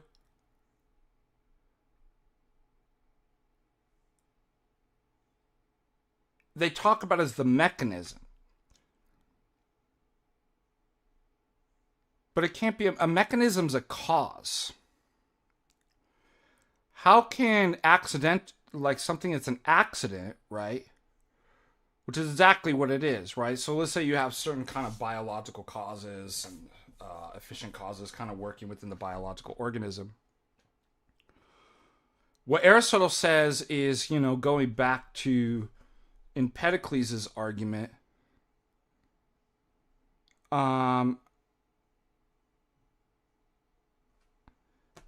Empedocles wanted to say everything here is by chance. Like, there's no necessity in the world, and I can explain everything. So he's kind of a proto-evolutionist. What Aristotle does, he breaks down oftentimes, like, well, what do we mean by this word? When we say, like, chance. And he says, I think he gives an example, something like, you're going to the agora, the marketplace. Let's say you have money and you have an intention, right, to do something. Namely, use that. So you're a cause of using the money to go buy the food that you need.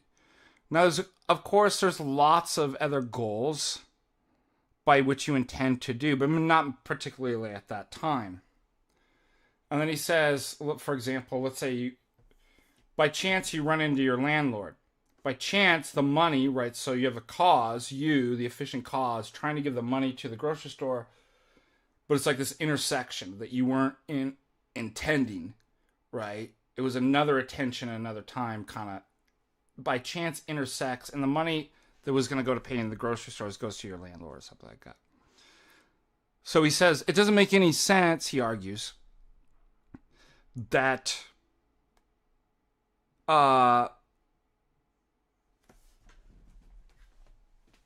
there could be pure chance, because chance already implies semantically and logically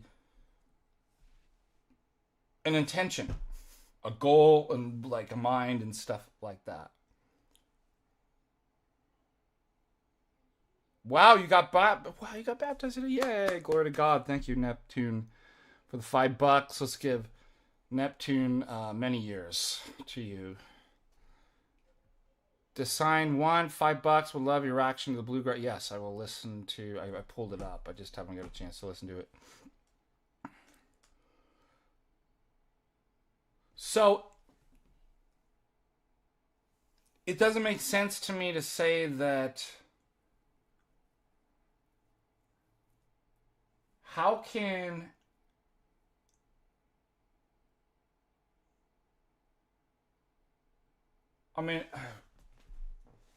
maybe they could explain it this way. I'm trying to think. I'm just off the cuff. I was going to say, how can chance be a mechanism when it's a deficiency? Right? Insofar as what I mean by deficiency, it's a lack of that cause. Right? It's an accident. Like, something happens that is not that cause. Now, I guess they could argue, well, another cause that's not that cause that it was intending its telos happens, and then that produces. So maybe that's some way out. But I was just thinking off the top of my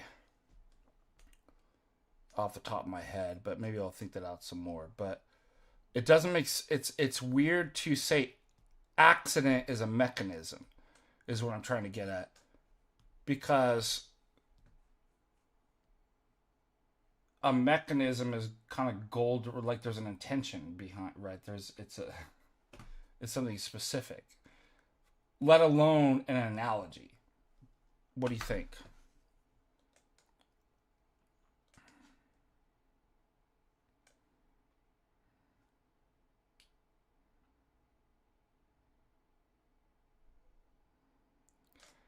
No, isn't that interesting? He didn't believe at the fates. In fact, I think most philosophers broke from the myth and don't no longer believe in the fates and determination, which is what allows philosophy to emerge out of the myth, as Vogelin says.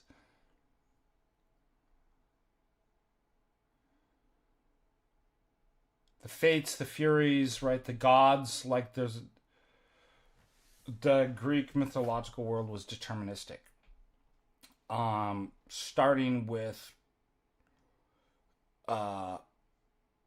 Thales, probably prior. You might have saw this in even Hesiod, kind of breaking from that kind of mythology that there's fates and furies and things are determined.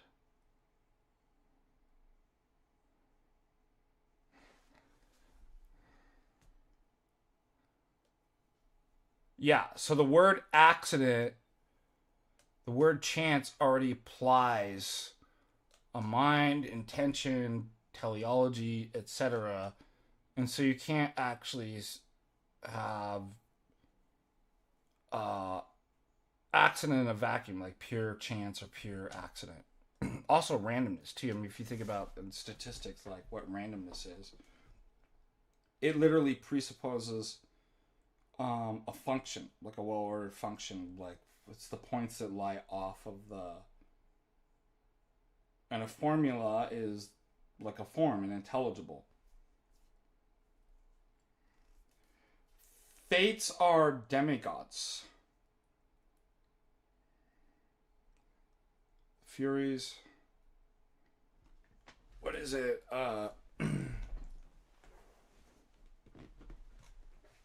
If I pull out, remember. Oh, please tell me I didn't leave this back in my parents' house. I think I did.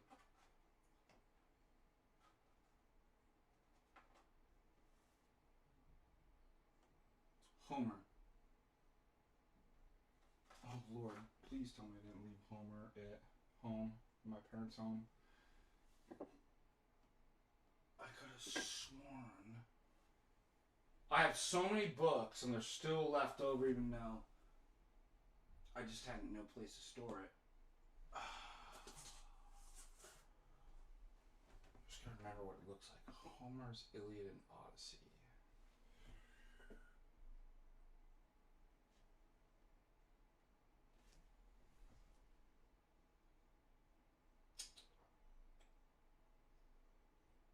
Isn't this the way of it? Every time I want to try to find a book for you guys, I can't. Don't remember where I put it.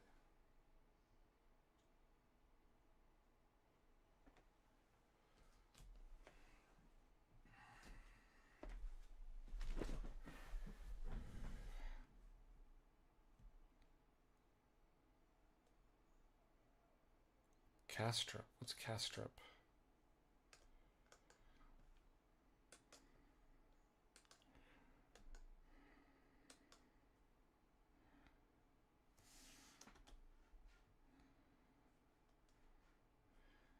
Computer says Castrop's a server in Copenhagen. Yes, I believe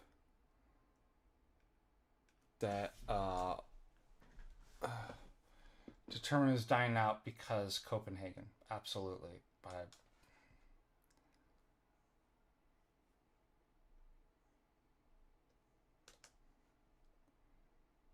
Bernardo. I don't know if I'm familiar with. Let me look up. I just might be forgetting.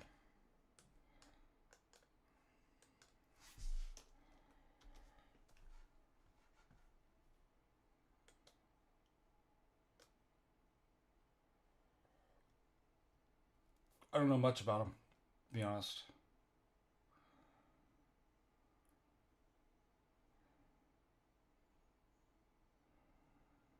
Oh, he's an idealist. Interesting. Isn't that funny? Like, I can't stand idealism. That's another one. That's not as bad as... But there's this trend, like... It's exactly right. Aristotle says...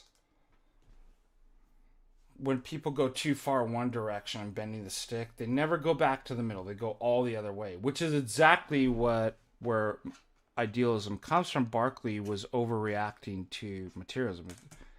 So rather than saying there is a material world, why not just say there is no external material world? It's matter is just an idea.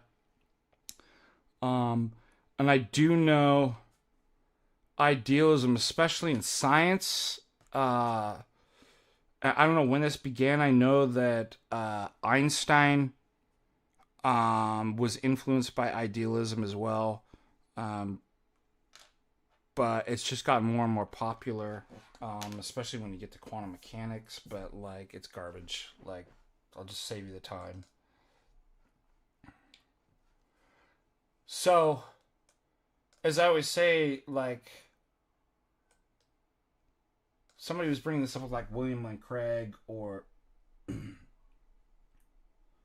like the classical arguments for the existence of God, and they're like, don't you think like they've done lots of great work to help people get out of atheism? And I'm like, well, but if the arguments are bad, I mean, doesn't it mean something? I mean, is it the end that only matters? Because if that's the case, like, I'd prefer to do CIA, MKUltra, trauma-based mind control, and just get everybody to get to the correct conclusion. Oh, you can't do that. Why? Because it's bad. Well, then don't use bad arguments. Right? If it's the intention and the means that also matter, and not just the end. So, like, it's unfortunate. Like, I want people to believe the right answer for the right reasons, not the wrong reasons. How about that? That's a good way of putting it.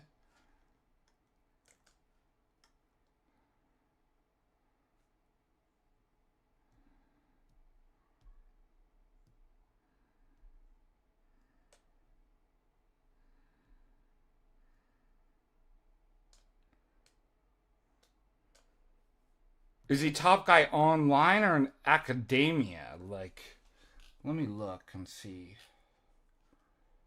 So he's a Dutch philosopher.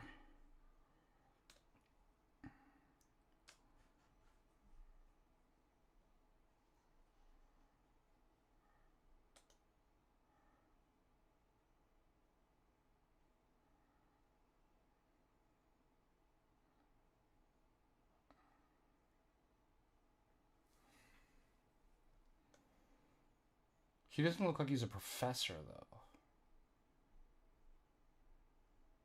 He's a scientist. Like, how is this the top guy?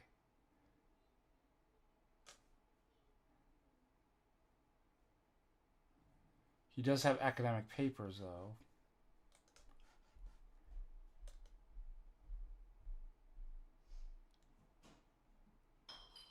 I'll have to do some more research on it. I don't know enough about.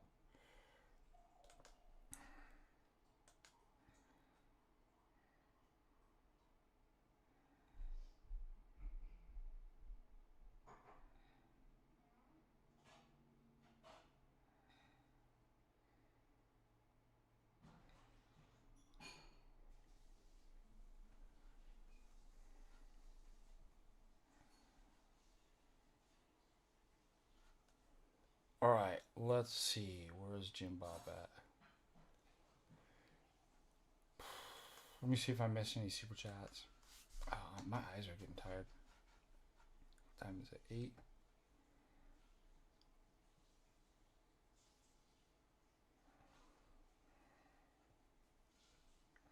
I might have to play like music for super chats. Kristen, good night. God bless.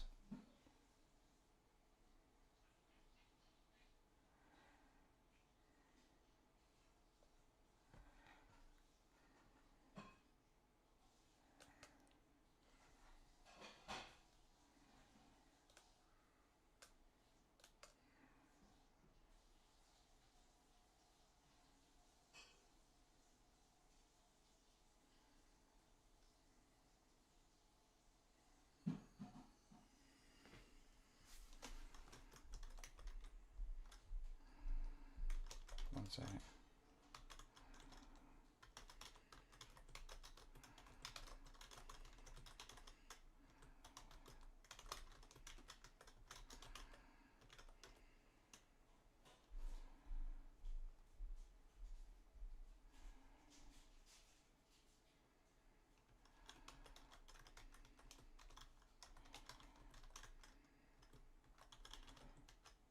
Is it time to play music to get super chats?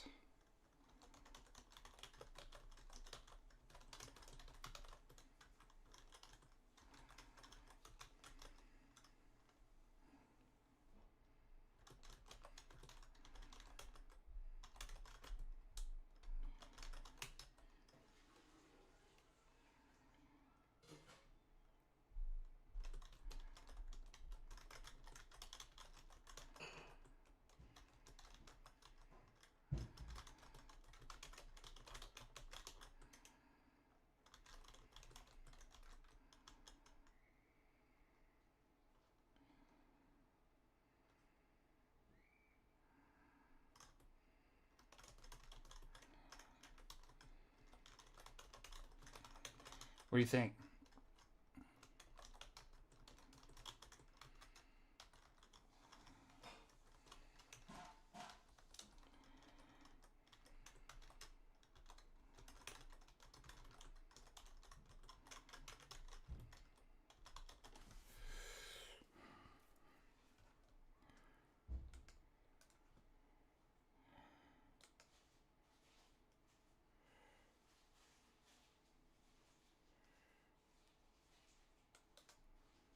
Oh man, my eyes, like I feel like I can't even see right now. All right, ready? Oh, I haven't played guitar for a couple days.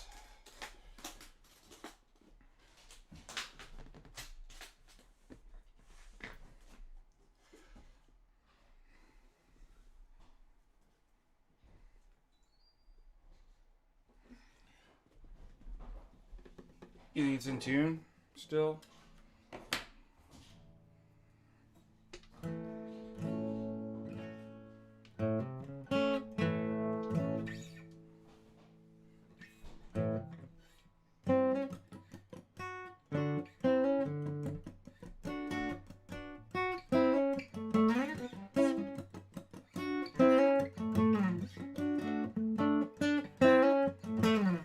All right.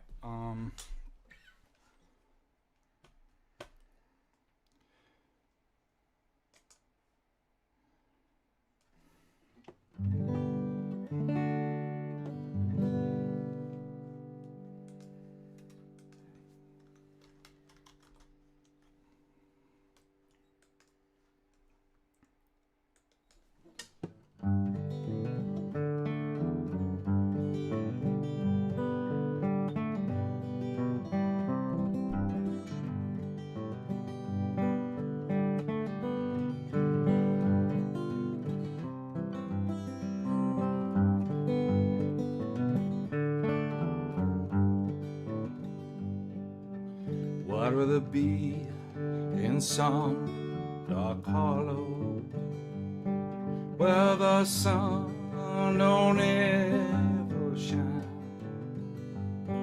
than to be in some big city with a small room with a girl on my mind. So blow your whistle,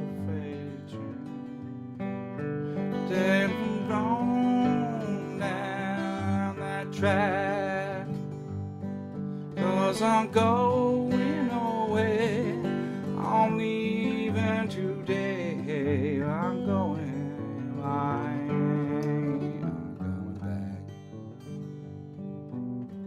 I'd rather be in some dark hollow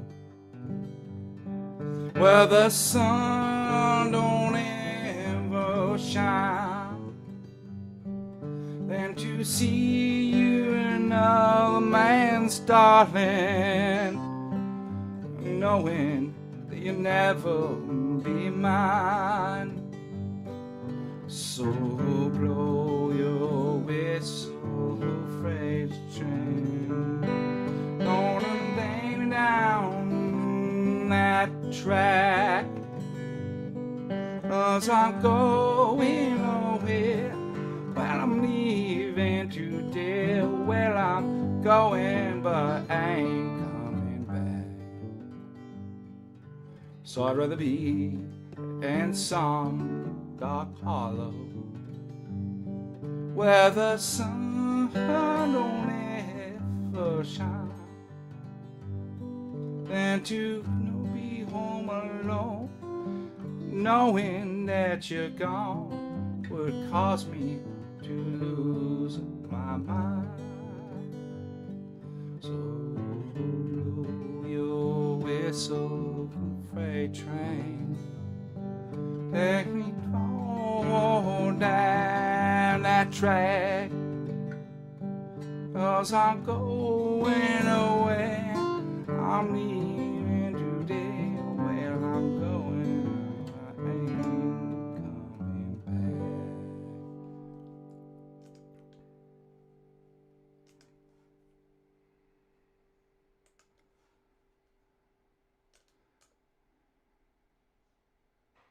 Footloose.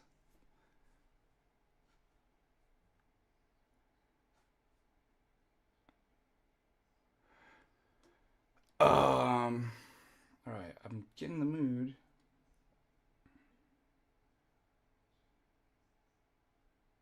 What was the song we did last?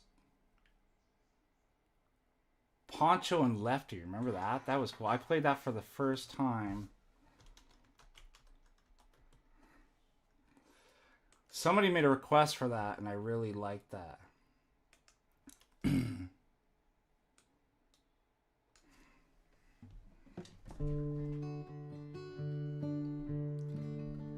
Living on the road, my friend, gonna keep you free and clean. Nowhere your skin like gone, and your breath is hard as kerosene. Want your mama's only boy, but a favorite one it seems. She came to cry and she said goodbye. She sang to your dream. Pancho was a bandit boss. His horse was a fast polished steel. Was gonna outside his pants for the honest world to feel. Well, Pancho met his match, in the desert of Mexico. No one heard his dying words. Oh, that's the way it goes. All the federalists said they could have had him anyway. They only let him slip away. Out of kindness, I suppose. Lefty can't sing the blues all night like he used to. Just let Poncho bit down south, it ended up in Lefty's mouth. The dead lad poor Poncho low, Lefty split to Ohio, where he got red eye to go. There ain't nobody know. All the federalists say they could have had him any day. We only let him slip away. Out of kindness, I suppose. The boys tell Poncho fell, let to live in cheap hotel. There's a quiet in Cleveland's cold, and so the stories and we're told. Poncho needs your prayers, it's true. Save a few for Lefty too. He only did what he had to. Now he's growing old. All the federalists say they could have had him any day, but they let him go so long. Out of kindness, I suppose. A few of the great federalists say they could have had him any day. They only let him slip away. Out of kindness, I suppose.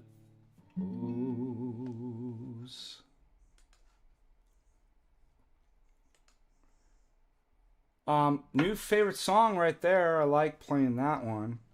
So thank you, whoever in the last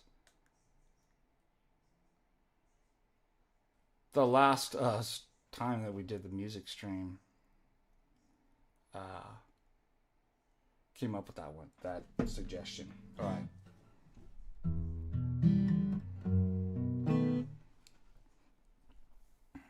Out of kindness, I suppose.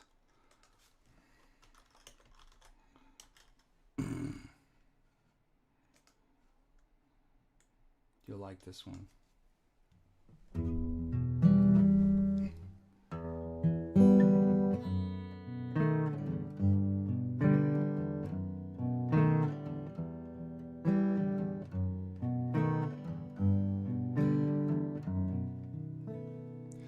Summertime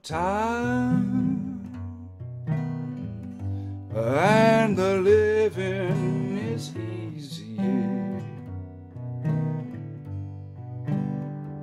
Catfish are jumping,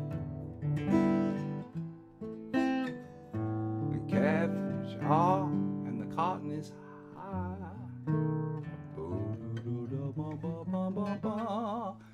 Your daddy's rich and your mama's good looking.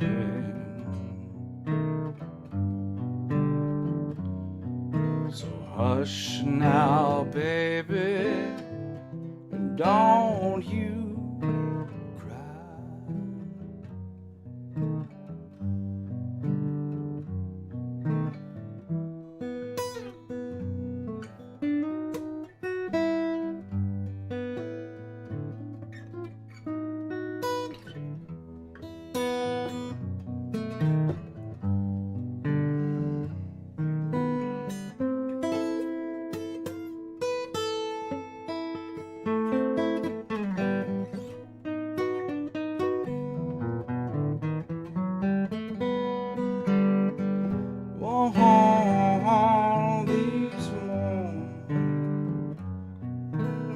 I've seen.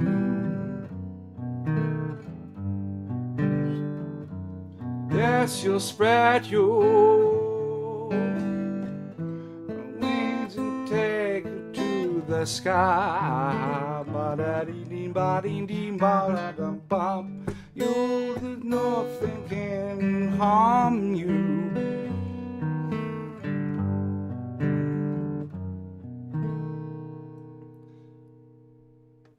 Yes, with Daddy and Mammy, I'm standing by your side.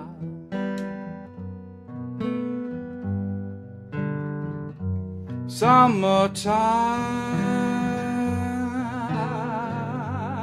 in the living is easy. Catfish are jumping,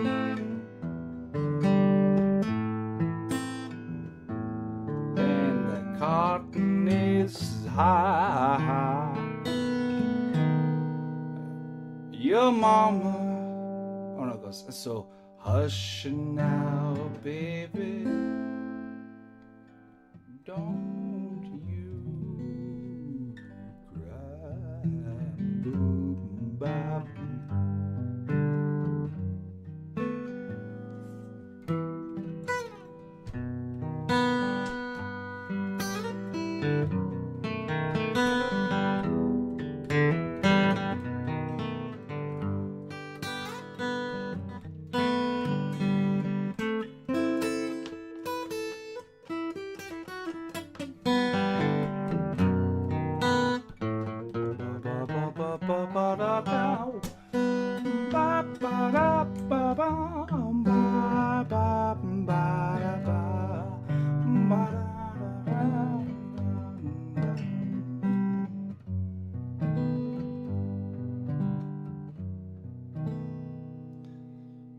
Ba-da-dum, dee-dee.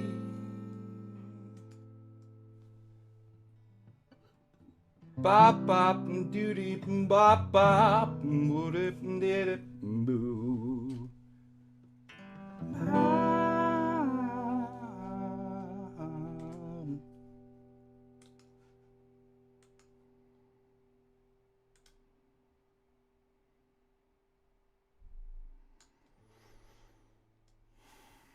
All right.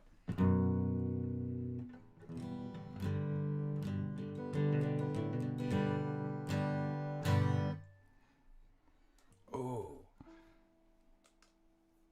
I'm gonna really mix it up. You guys haven't.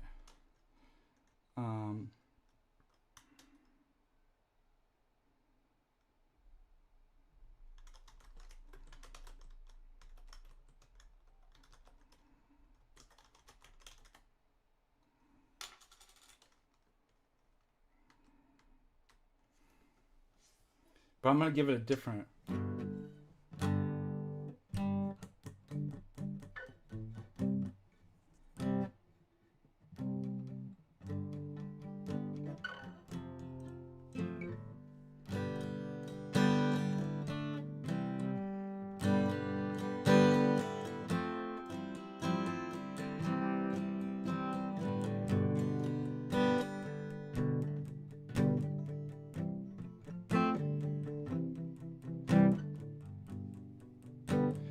Early man walked away.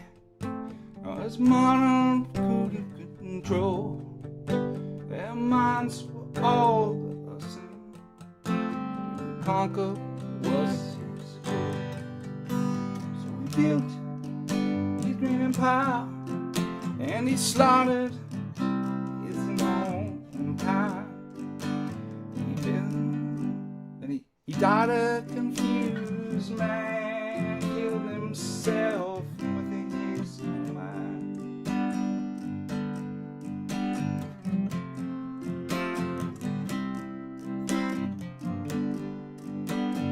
Only man wanted to win anything he could control.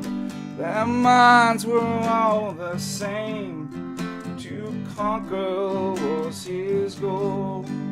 So he built his great empire, and he slaughtered his own kind. He died a confused man, killed himself with his own mind.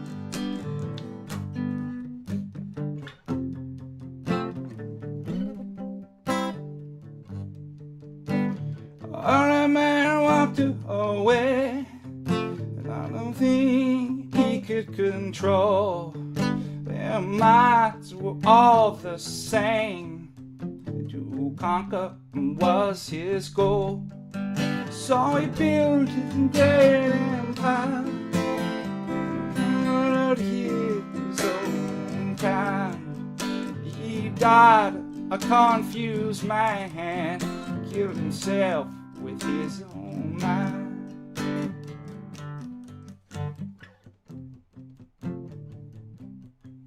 Have you heard that song? I wonder if I could transpose that into bluegrass. Early man walked away. I think he could. That's my Bob Dylan. Bob Dylan sang Bad Religion.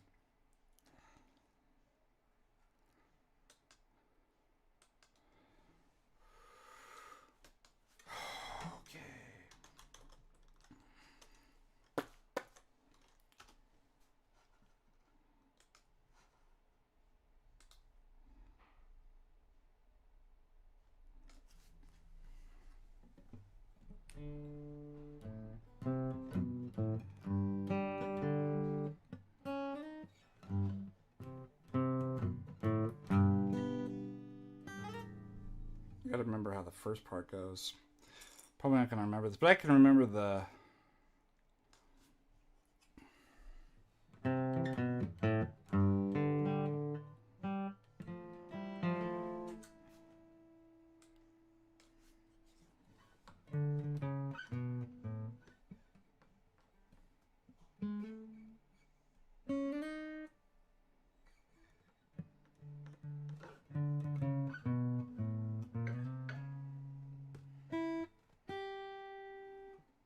can't remember the intro for this, but I can do.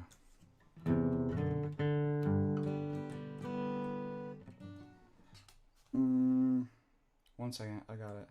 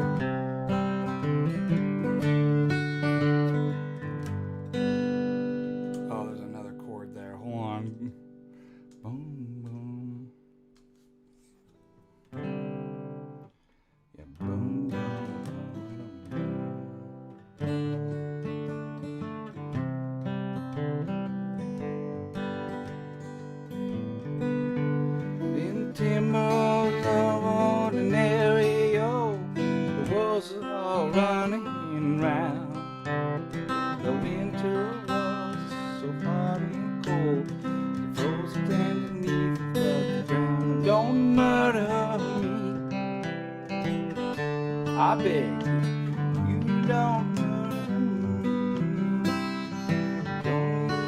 me. Don't murder me. Sitting down to myself, was a bottle of red whiskey. I said my prayers, I went to bed. That's the last I saw of me. Murder me. If I beg you, don't murder me. Please don't murder me. And then there's another. Then it goes. The dire wolf. The dire wolf came on. He got my. How's it go? The dire wolf came on. We sat down for a game. Yeah. He cut my deck to the queen of spades, but the cards were all the same. Don't murder me. I beg if you don't. Then a B7. Murder me. Yeah, that's right. Please don't murder me.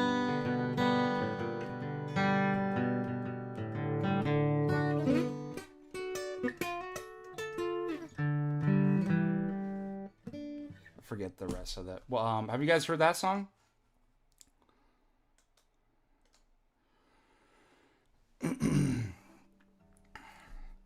B7's easy, I just forgot.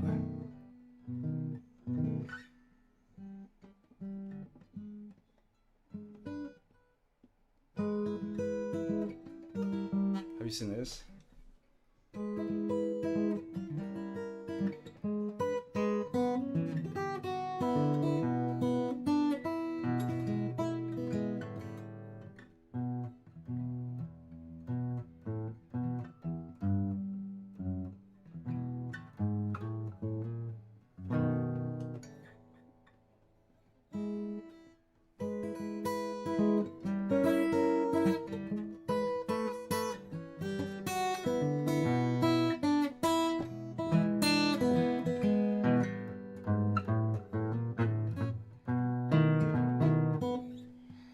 And does anybody know that? Let it rain, let it shine, let it rain. Oh, I gotta remember the lyrics for this. Hold on. That's the problem, is that I haven't played these songs for Doc Watson's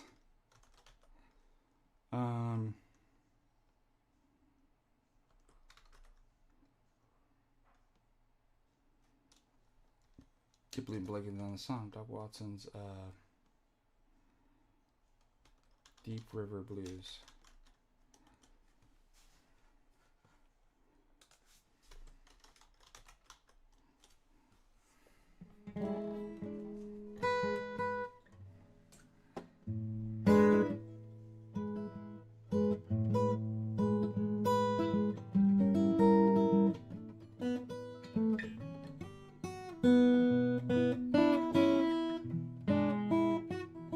He goes.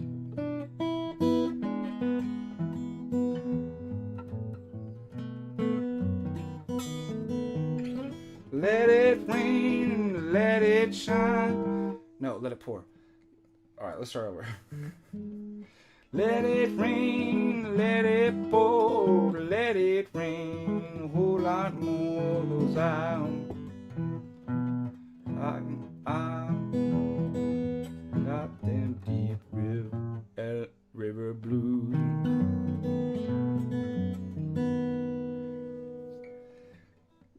Let it rain, let the rain drop right on, let the waves sweep along, 'cause I got them deep river blues. My old gal, my old girl, she's no pal, she looks like a waterfowl. Goddamn deep river blue. Oh, that's a good one. I just can't remember.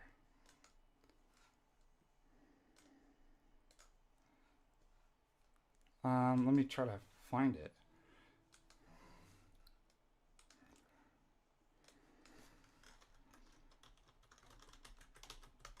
Then I can get the beat better.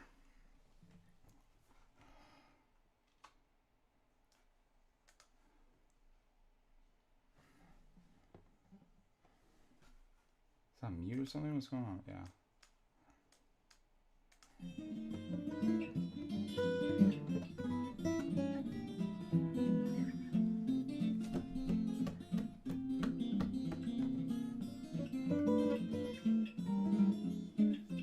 Alright, he's playing a different key, so he's going.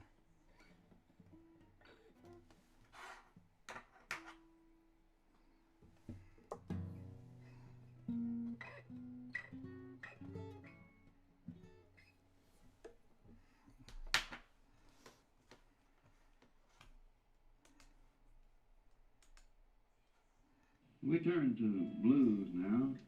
For instance, a blues that might have been kind of popular in the days of the steamboat, or just a smaller boat that some fella had, and he kind of got the blues for the river. He got fed up with everything around him, and he wanted to go somewhere. The tune called Deep River Blues, or Big River Blues sometimes.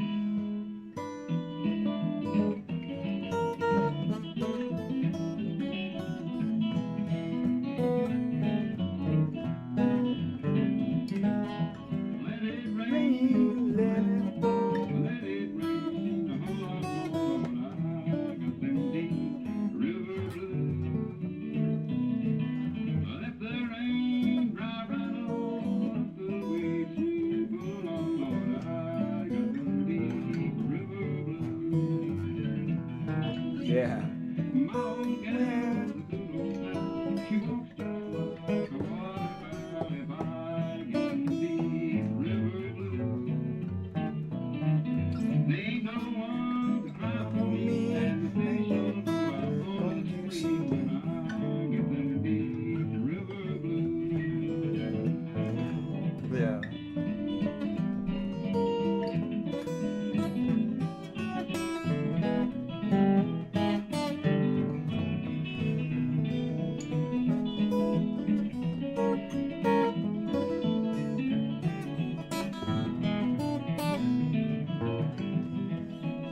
See how good this is?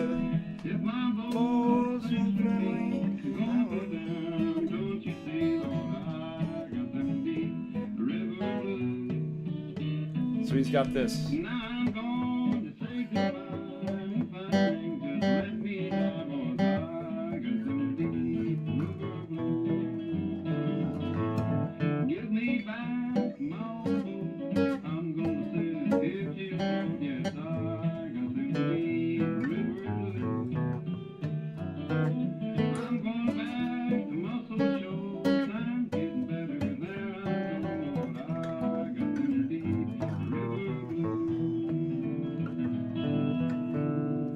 Is that awesome?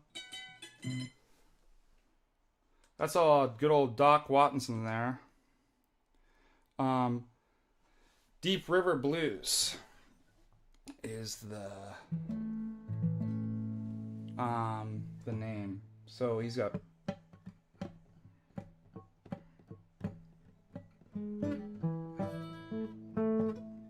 and it's kind of got a funny chord here.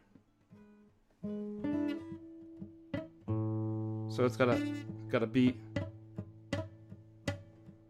And then it goes.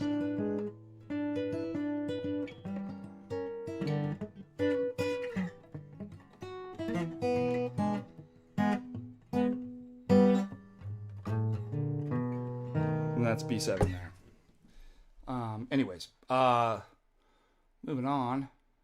Feel free to send a super chat, but we will continue on with the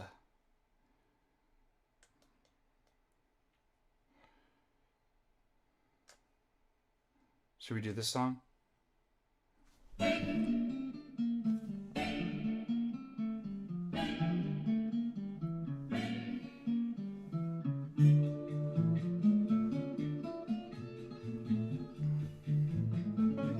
When the river rhythms start to play, dance with me, make me sway, like a lazy ocean hugs the shore. Hold me close, sway me more, like a flower bending in the breeze.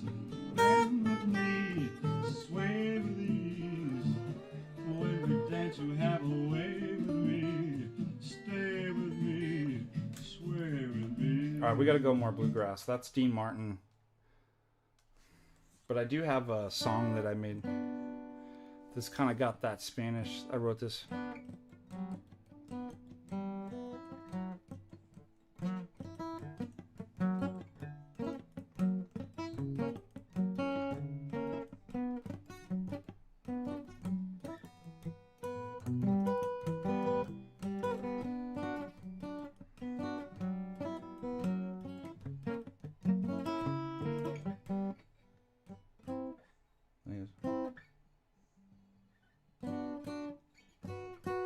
Got it.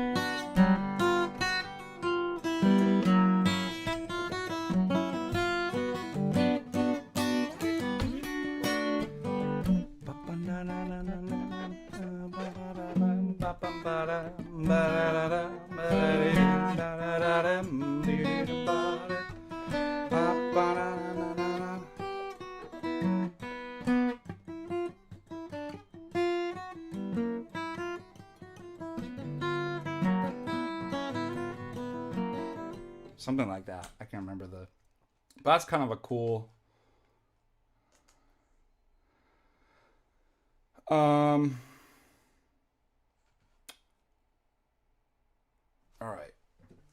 Let's do a little warm-up with good stuff. So 25 years on the road playing music. Would love to send you a song. Yes, please do. When Christ is sitting around, brought... Wonderful.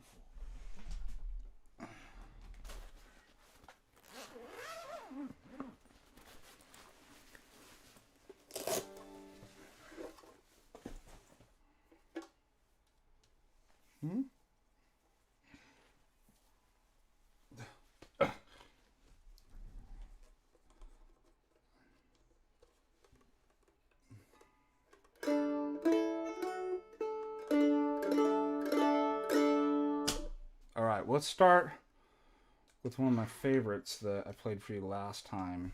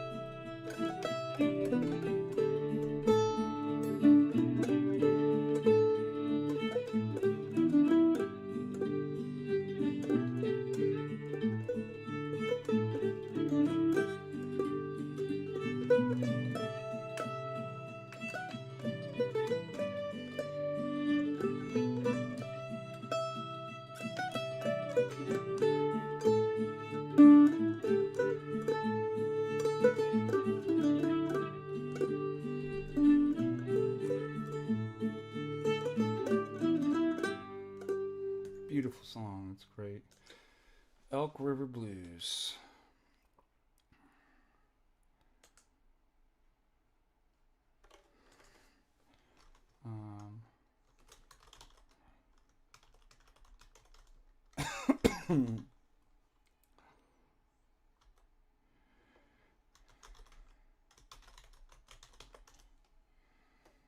Don't play banjo though. I don't.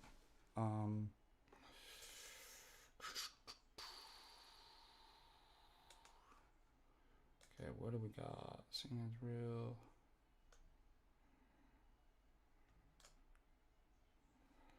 I used to remember Kentucky Mandolin. That one's hard.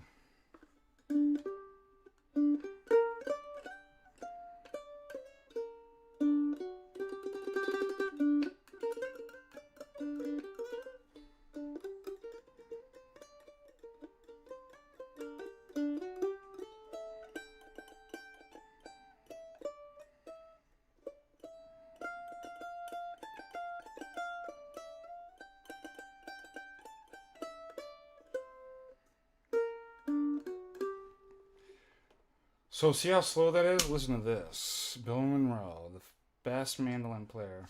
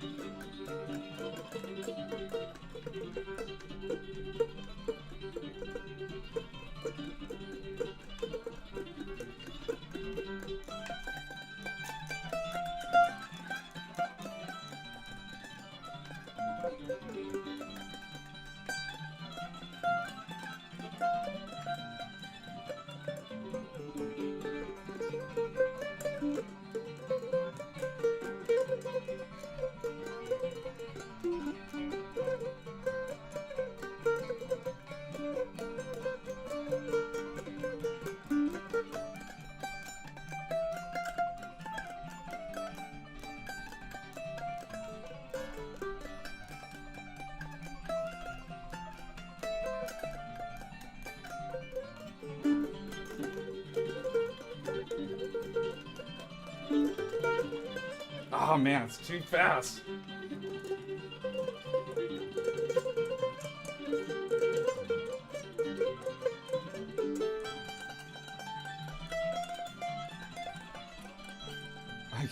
Isn't it cool though?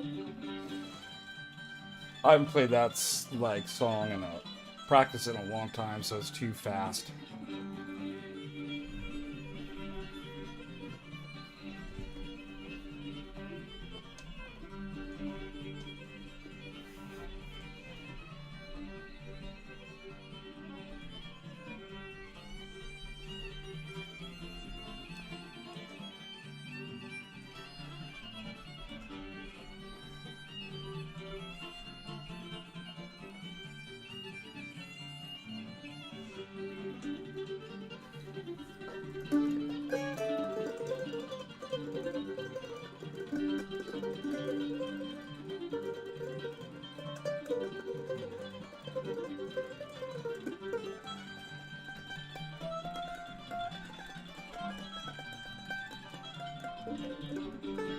Oh man, that's hard. I'm gonna have to practice that one.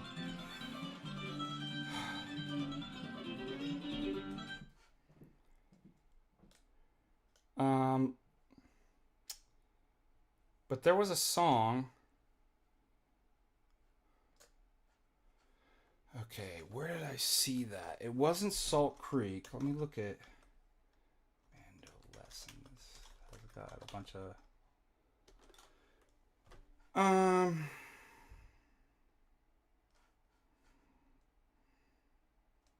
is it Fiddle Tunes? Let me see.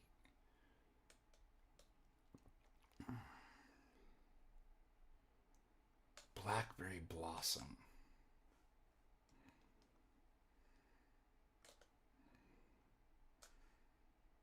Let me see if I remember this one.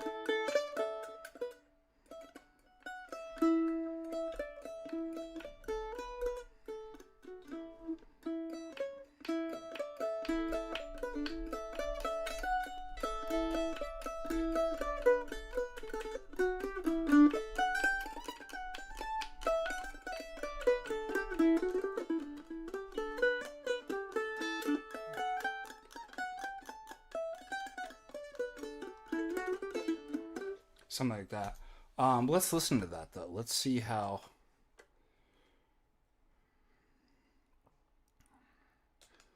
Blackberry Blossom.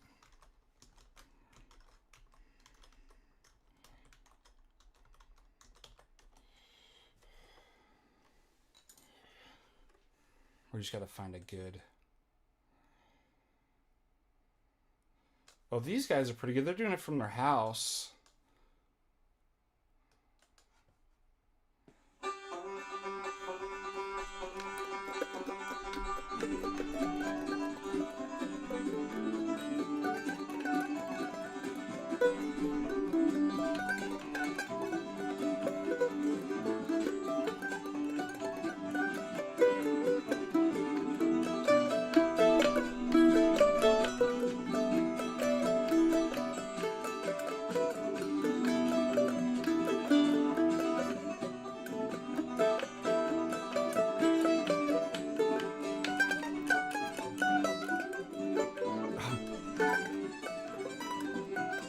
I got it rolling.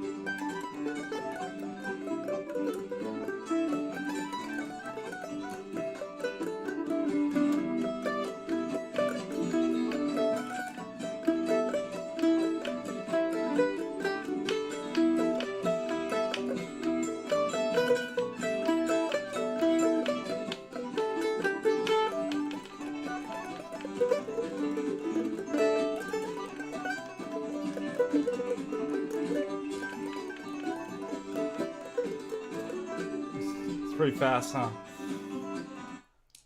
really fast chords on that. Let me try to find another one.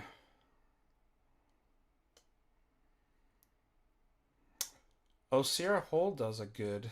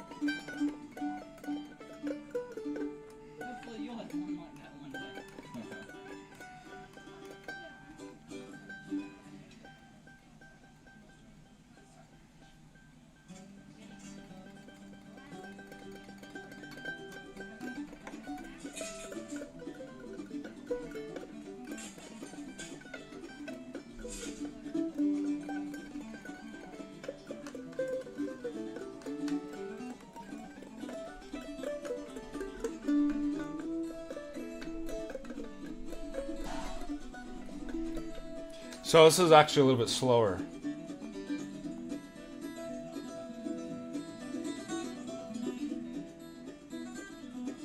Good guitar player though too.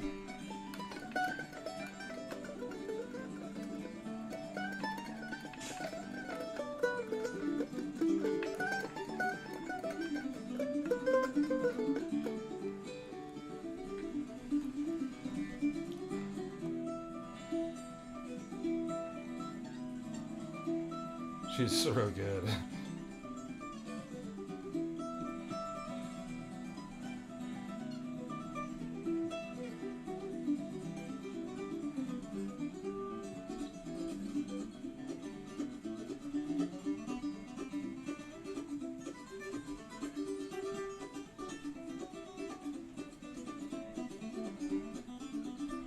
So those are chop chords. Hear that?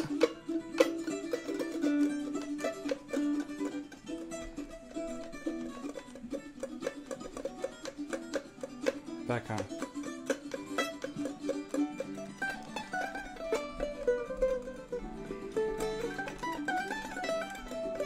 Oh, can't get it.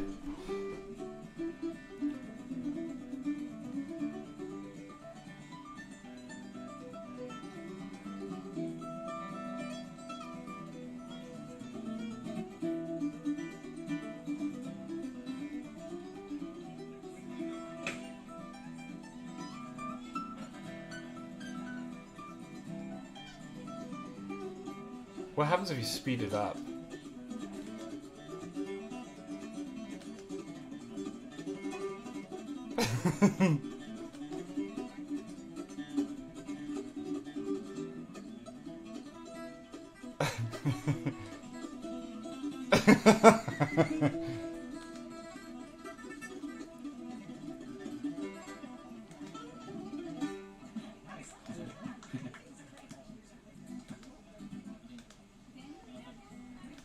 That's pretty funny. All right. So it goes something like this. Yeah, it's kind of a muting. Chop chords, for example, this is a so kind of, yeah, kind of.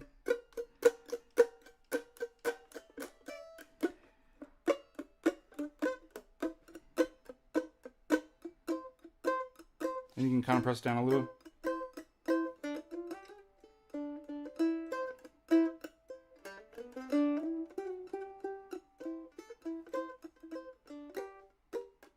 And so it gets a kind of.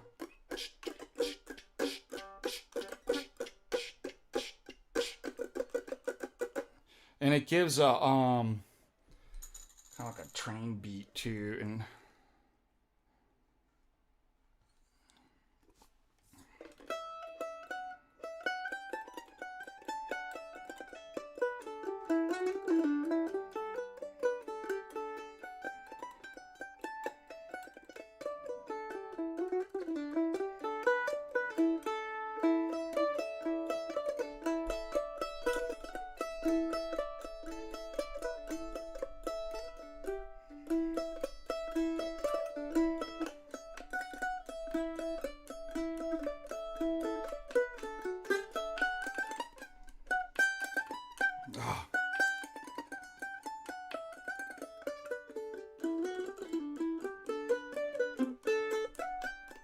Something like that.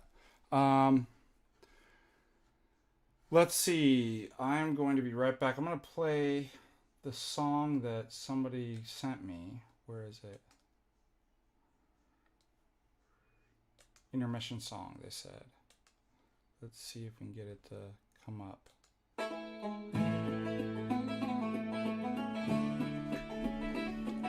You can hear the chop in the background.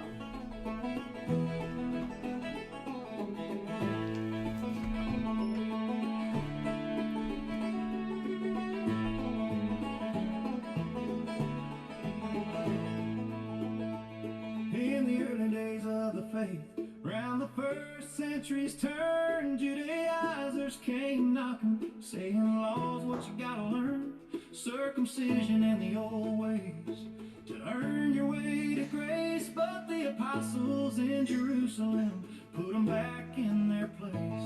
Docetism whispered lies, said Jesus wasn't real, just a ghost in human skin. No pain that he could feel. Ignatius stood tall and firm, with letters sharp as steel, proclaiming Christ in flesh and blood, the truth that makes us heal. Oh, sing of the heresies, twisting the word so fine, from Gnostic secrets to Arian lines. They tried to cross the divine, but the fathers rose up with councils and creeds, guarding the faith like a shepherdess sheep, planting orthodox seeds in the name of the Trinity, Father, Son, and Holy Ghost. We stand against the storms, holding to what's believed by most. Everywhere, always, by all, as Vincent did declare, Lord, keep us in your church, in the unity of prayer. Second century shadows, Gnostics with their... Is this for real, dude? This is hilarious. Matters evil, creation's just a chore, irony has penned his words. The scenes, that's actually your band, like... They're Orthodox, like, right? Am I wrong? Where's Justine? Not bad.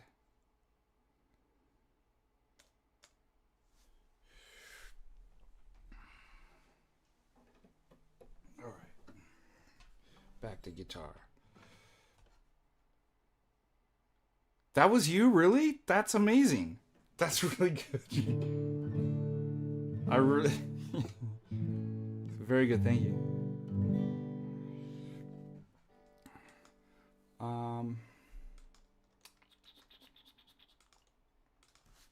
What's a new one that I just started playing that you guys like?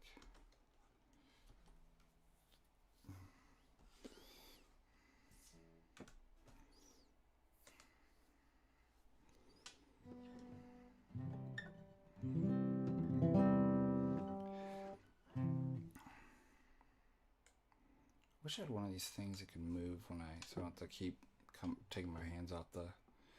As I wasn't gonna over far from Clergy mountains, I met the captain fell, and his money I was counting.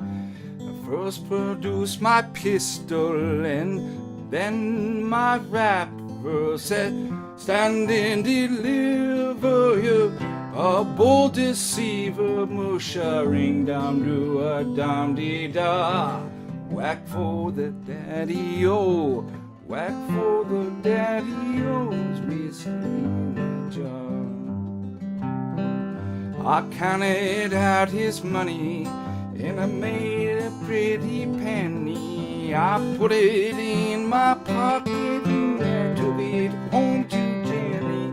She sighed and she swore that she never would deceive me. But the devil's the woman, and they never can be easy. Musha boom down down dum dee da. Back for the daddy-o, whack for the daddy-o, there's whiskey in the jar.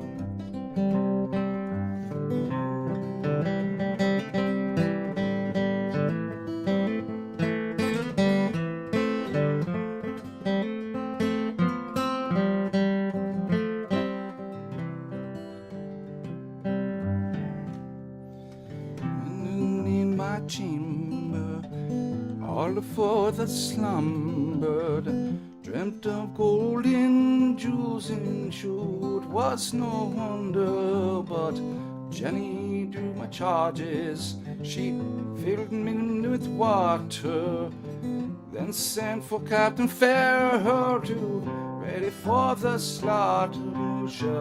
Ring down, down, down, down, down. Whack for daddy-o, whack for daddy-o, there's whiskey in the jar. Gotta go down. It was early in the morning, 'twas before I would travel, was up come the band of footmen likewise, and Captain Farrell. I first produced my pistol, and she stole my raptor. I could not shoot water, so my prison I was taking. Oh, sugar, ring doo dun dun dee da.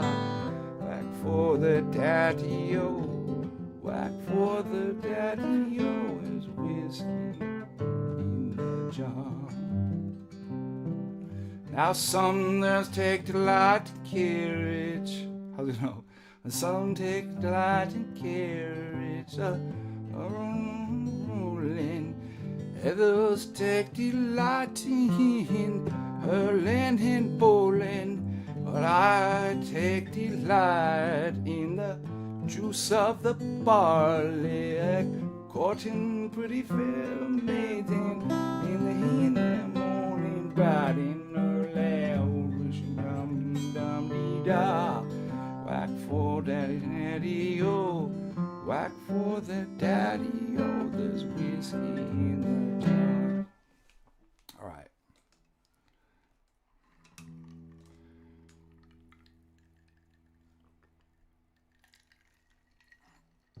I don't know who originally did that song. Is it the Dubliners or...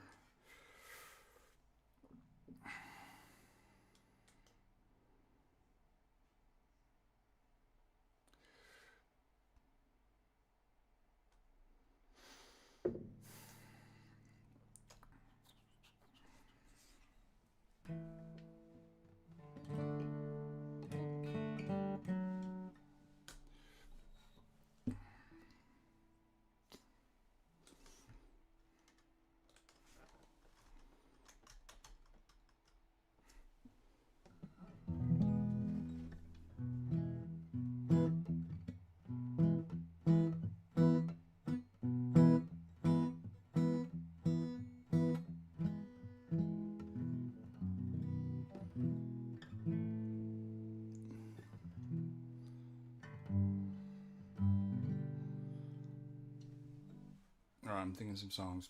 Just give me a second.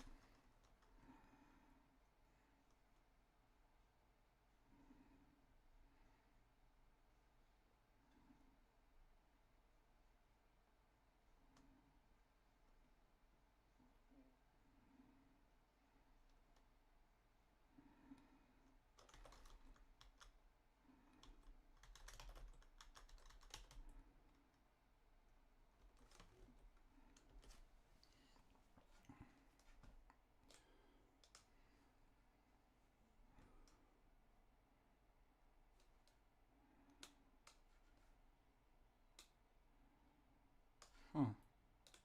Okay.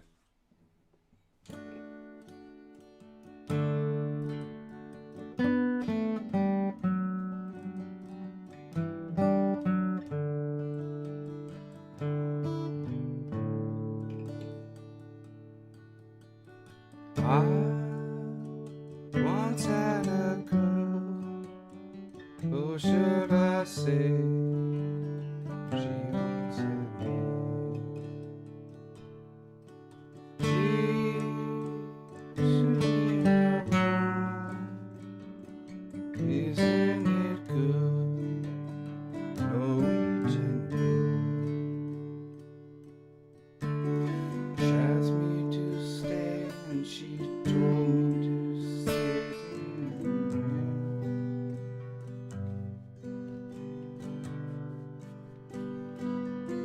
looked around and I noticed there wasn't a chair.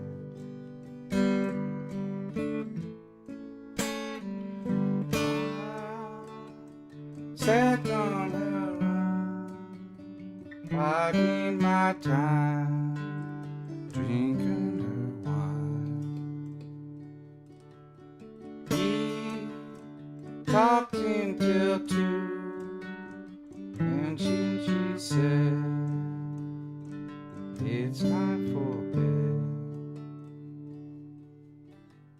She told me she worked in the morning, and I started to laugh.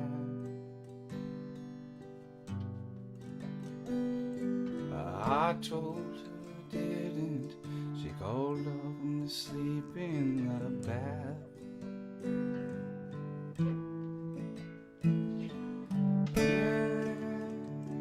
When I awoke, I was alone on the platform. So I lit the fire. Isn't it good? No Norwegian wood.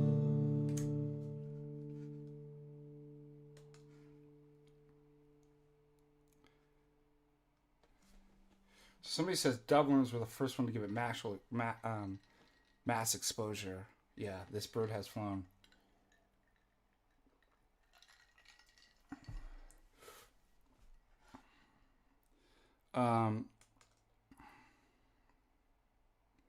Another good Beatles song.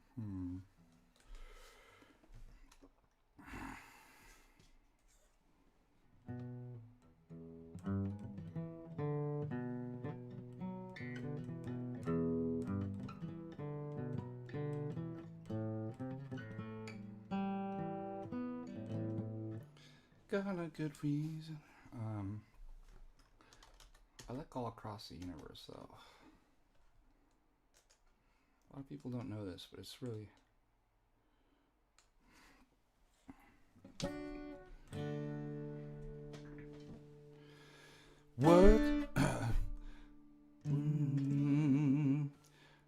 Words of... Do I get that in there? Words of flying out loud. La la la la, ma ma ma ma ma, la la la. Words are flowing out like endless rain to a paper cup. They slither wildly as they slip away across the universe. Pools of sorrow, waves of joy are drifting through my open mouth, possessing and caressing me. They go on.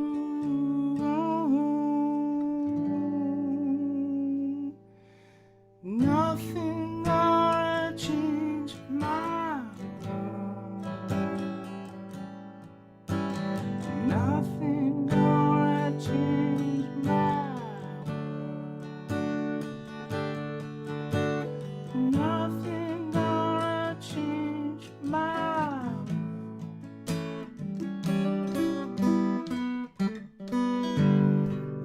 Nothing gonna change my world. Images of broken lights which dance me for me like a million eyes. They call me coming out across the universe. Thoughts meander like a restless wind inside a letterbox. They tumble blindly as they make their way across the universe.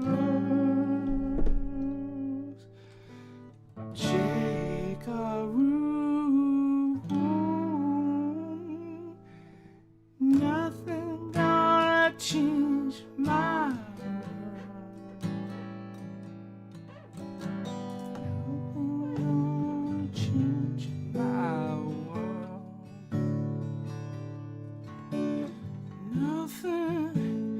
change my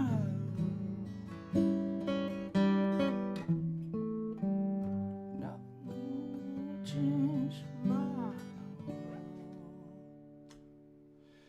Jagaru Deva Jagaru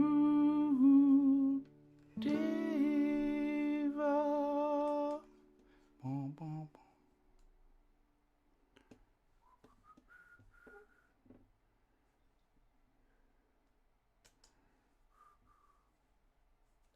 I know, but whatever. It's the Beatles. It's a good song. I'm on an evangelical. Evangelicals are like, you can't say the Beatles songs.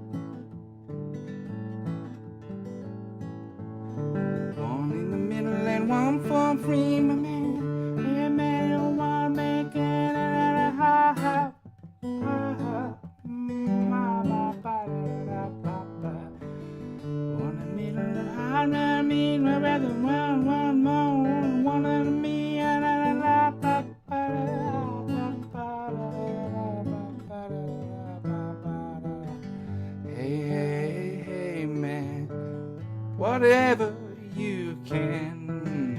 Hey, hey, hey, man. I can't remember I wrote that song, but I can't remember the lyrics that I wrote for the.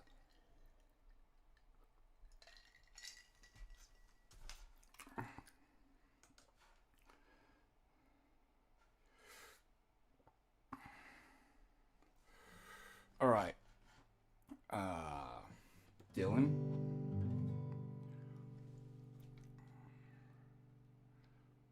Somebody request Dylan.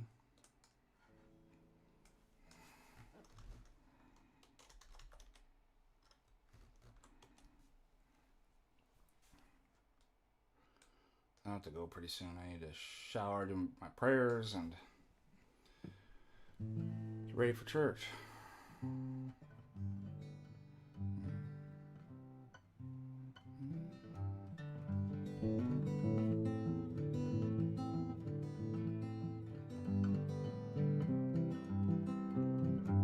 Ain't no use in sitting and wonder why, baby. Should I do it higher?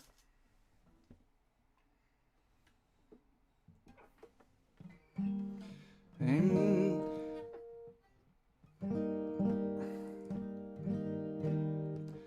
no use in sitting and wonder why, baby. In case Ace didn't know by now. Ain't no use in sitting and wonder why, baby. Better never do somehow.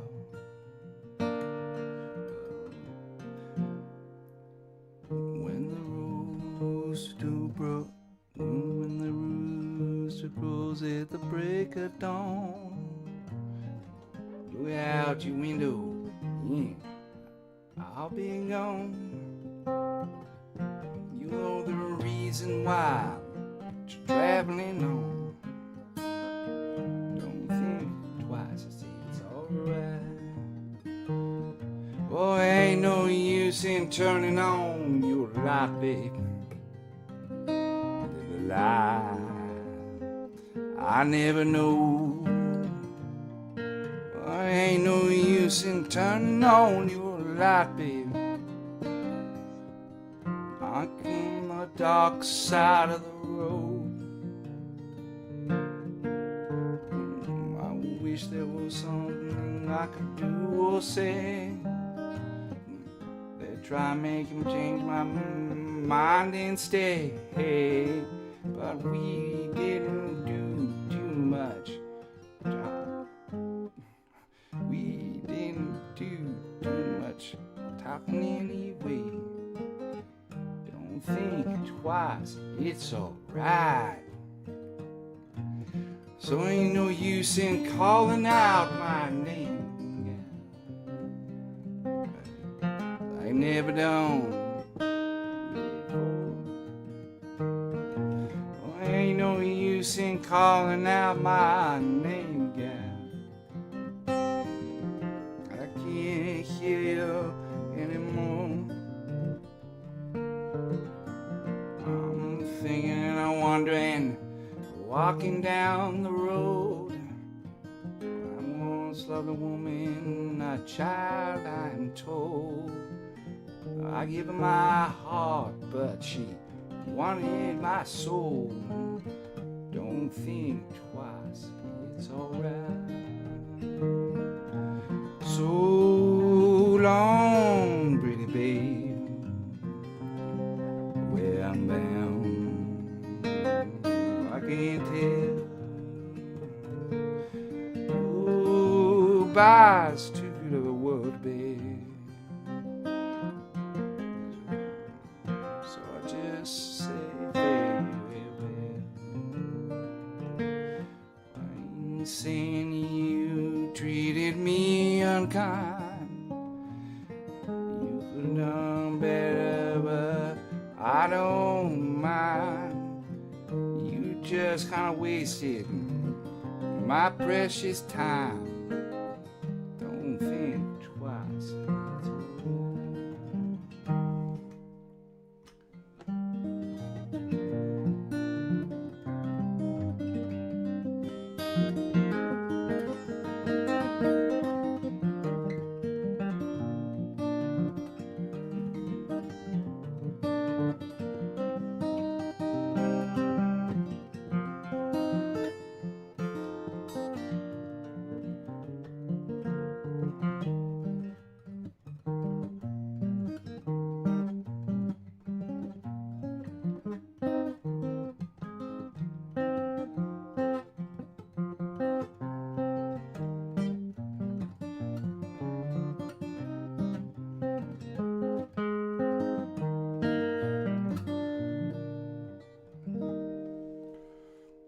It's higher last time.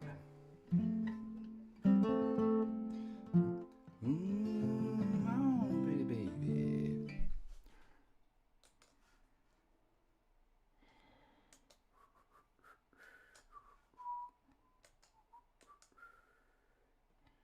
All right, one more. Oh, I'm having fun, but it's getting late. It's already 9:18 Mountain Standard. Oh, lemonade.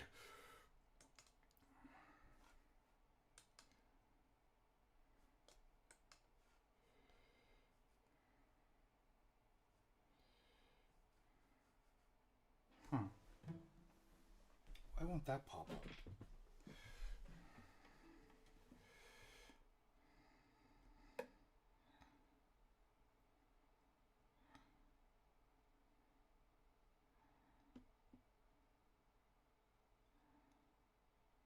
Oh, cool.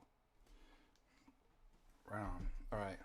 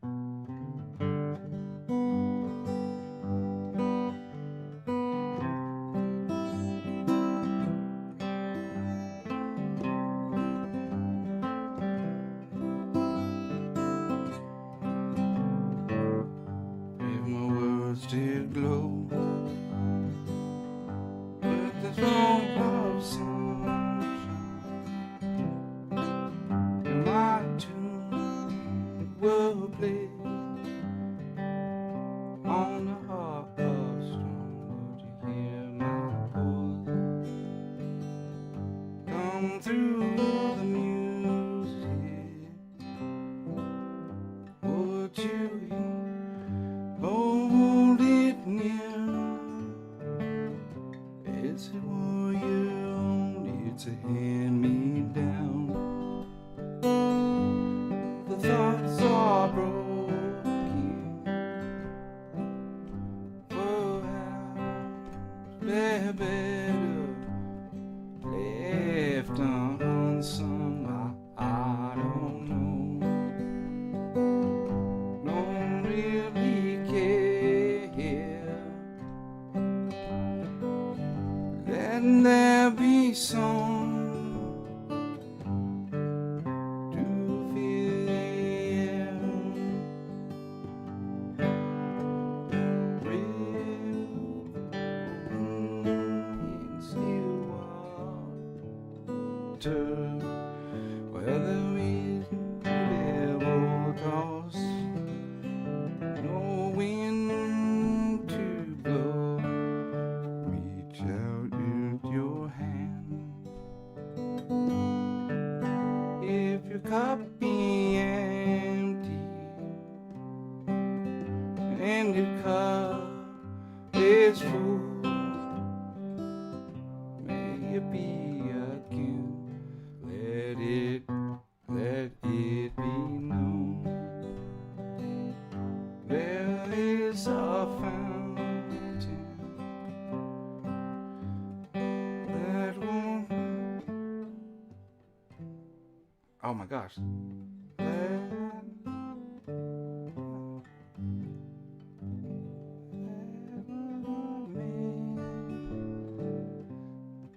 All right, I'll start that over. Real old hand in water, but there is no pebble top, no wind to blow. Reach out your hand. If your cup be empty, and if your cup is full, may it be again. Let it be known. There is a fountain that was not made by the hands of men. There is a road, a simple highway between the dawn and the dark of night. And if you go, one may follow. That path is full, your steps alone. Real bold in still water, where there is no pebble toss, no wind to blow. You must follow. But if you fall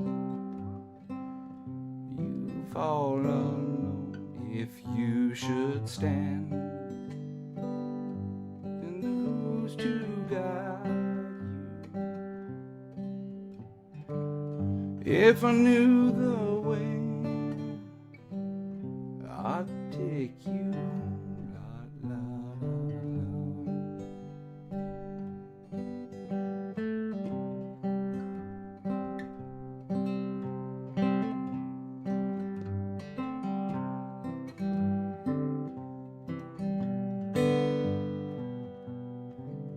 something like that. I can't remember.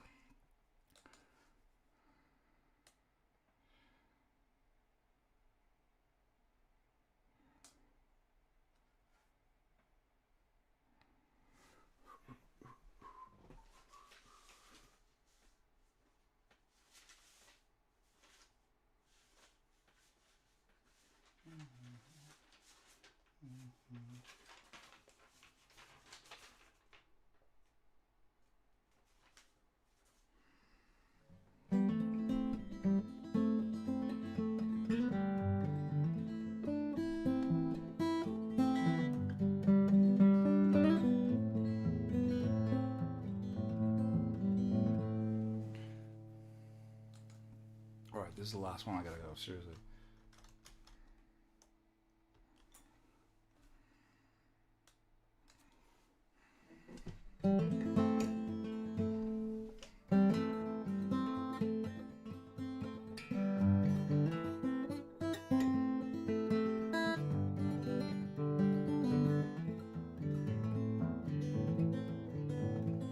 Peaches in the summertime, apples in the fall.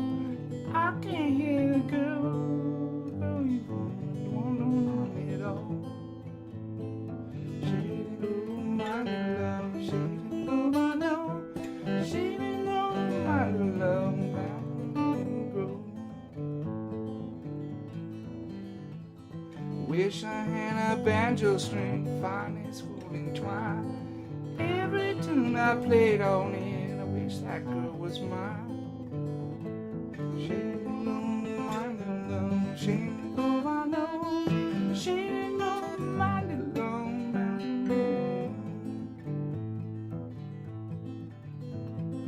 Wish I had a needle thread, fine as I could sew, so that girl to my side and away we go. She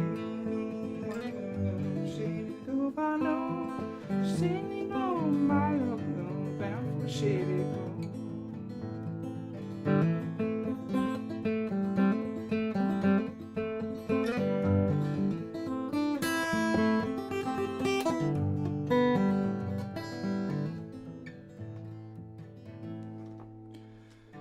Some come here to fiddle and dance, some come here to tell me, some come here to fiddle and dance, I came here to marry. She didn't know my little love, she didn't grow I know, she didn't know my little love, bound for shady grow. Does it sound better if I do it up? How about way up here?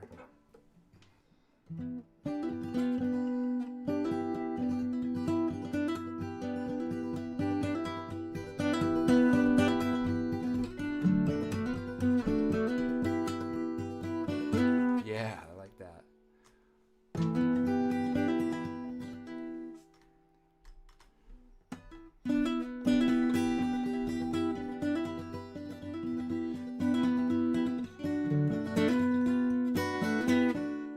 Hold on a second, it's getting a little bit.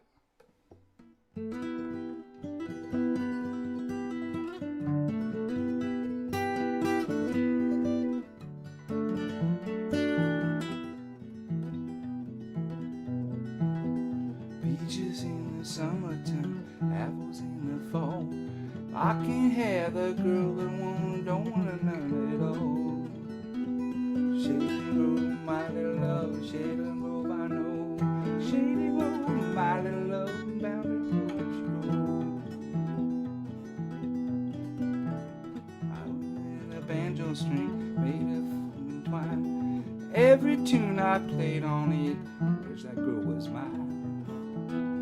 Shady road, my little love, shady road, shady road, my little love, bound for shady road.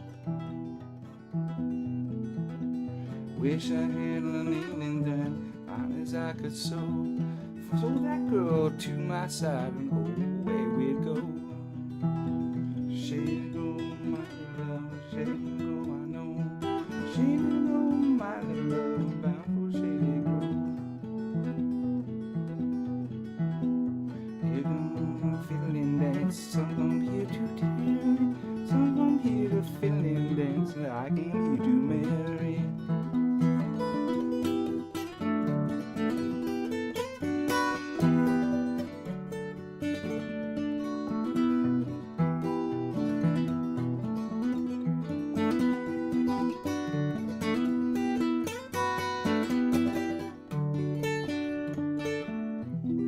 Sounds better up high, doesn't it?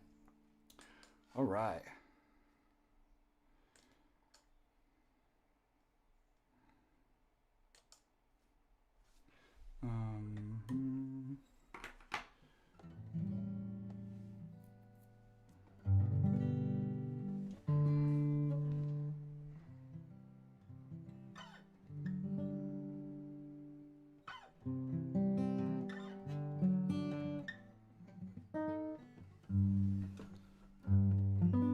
Well, you haven't heard this though.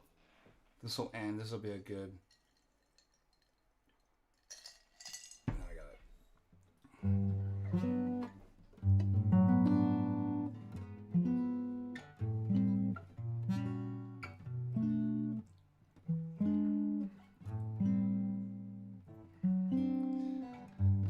We're wrapping up the night tonight, and I just want to thank all y'all for all your super chats.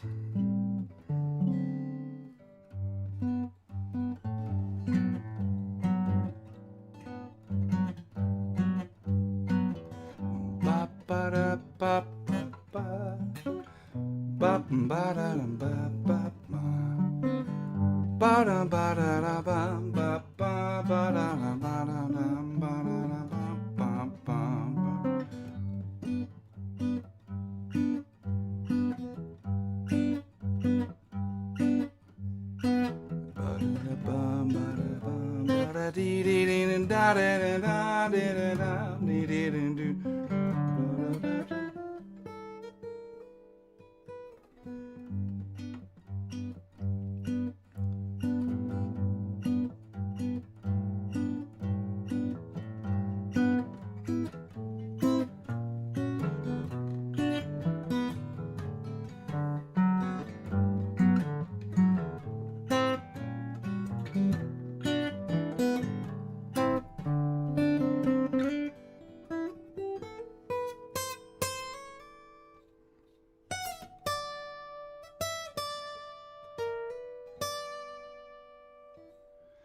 Body, good night.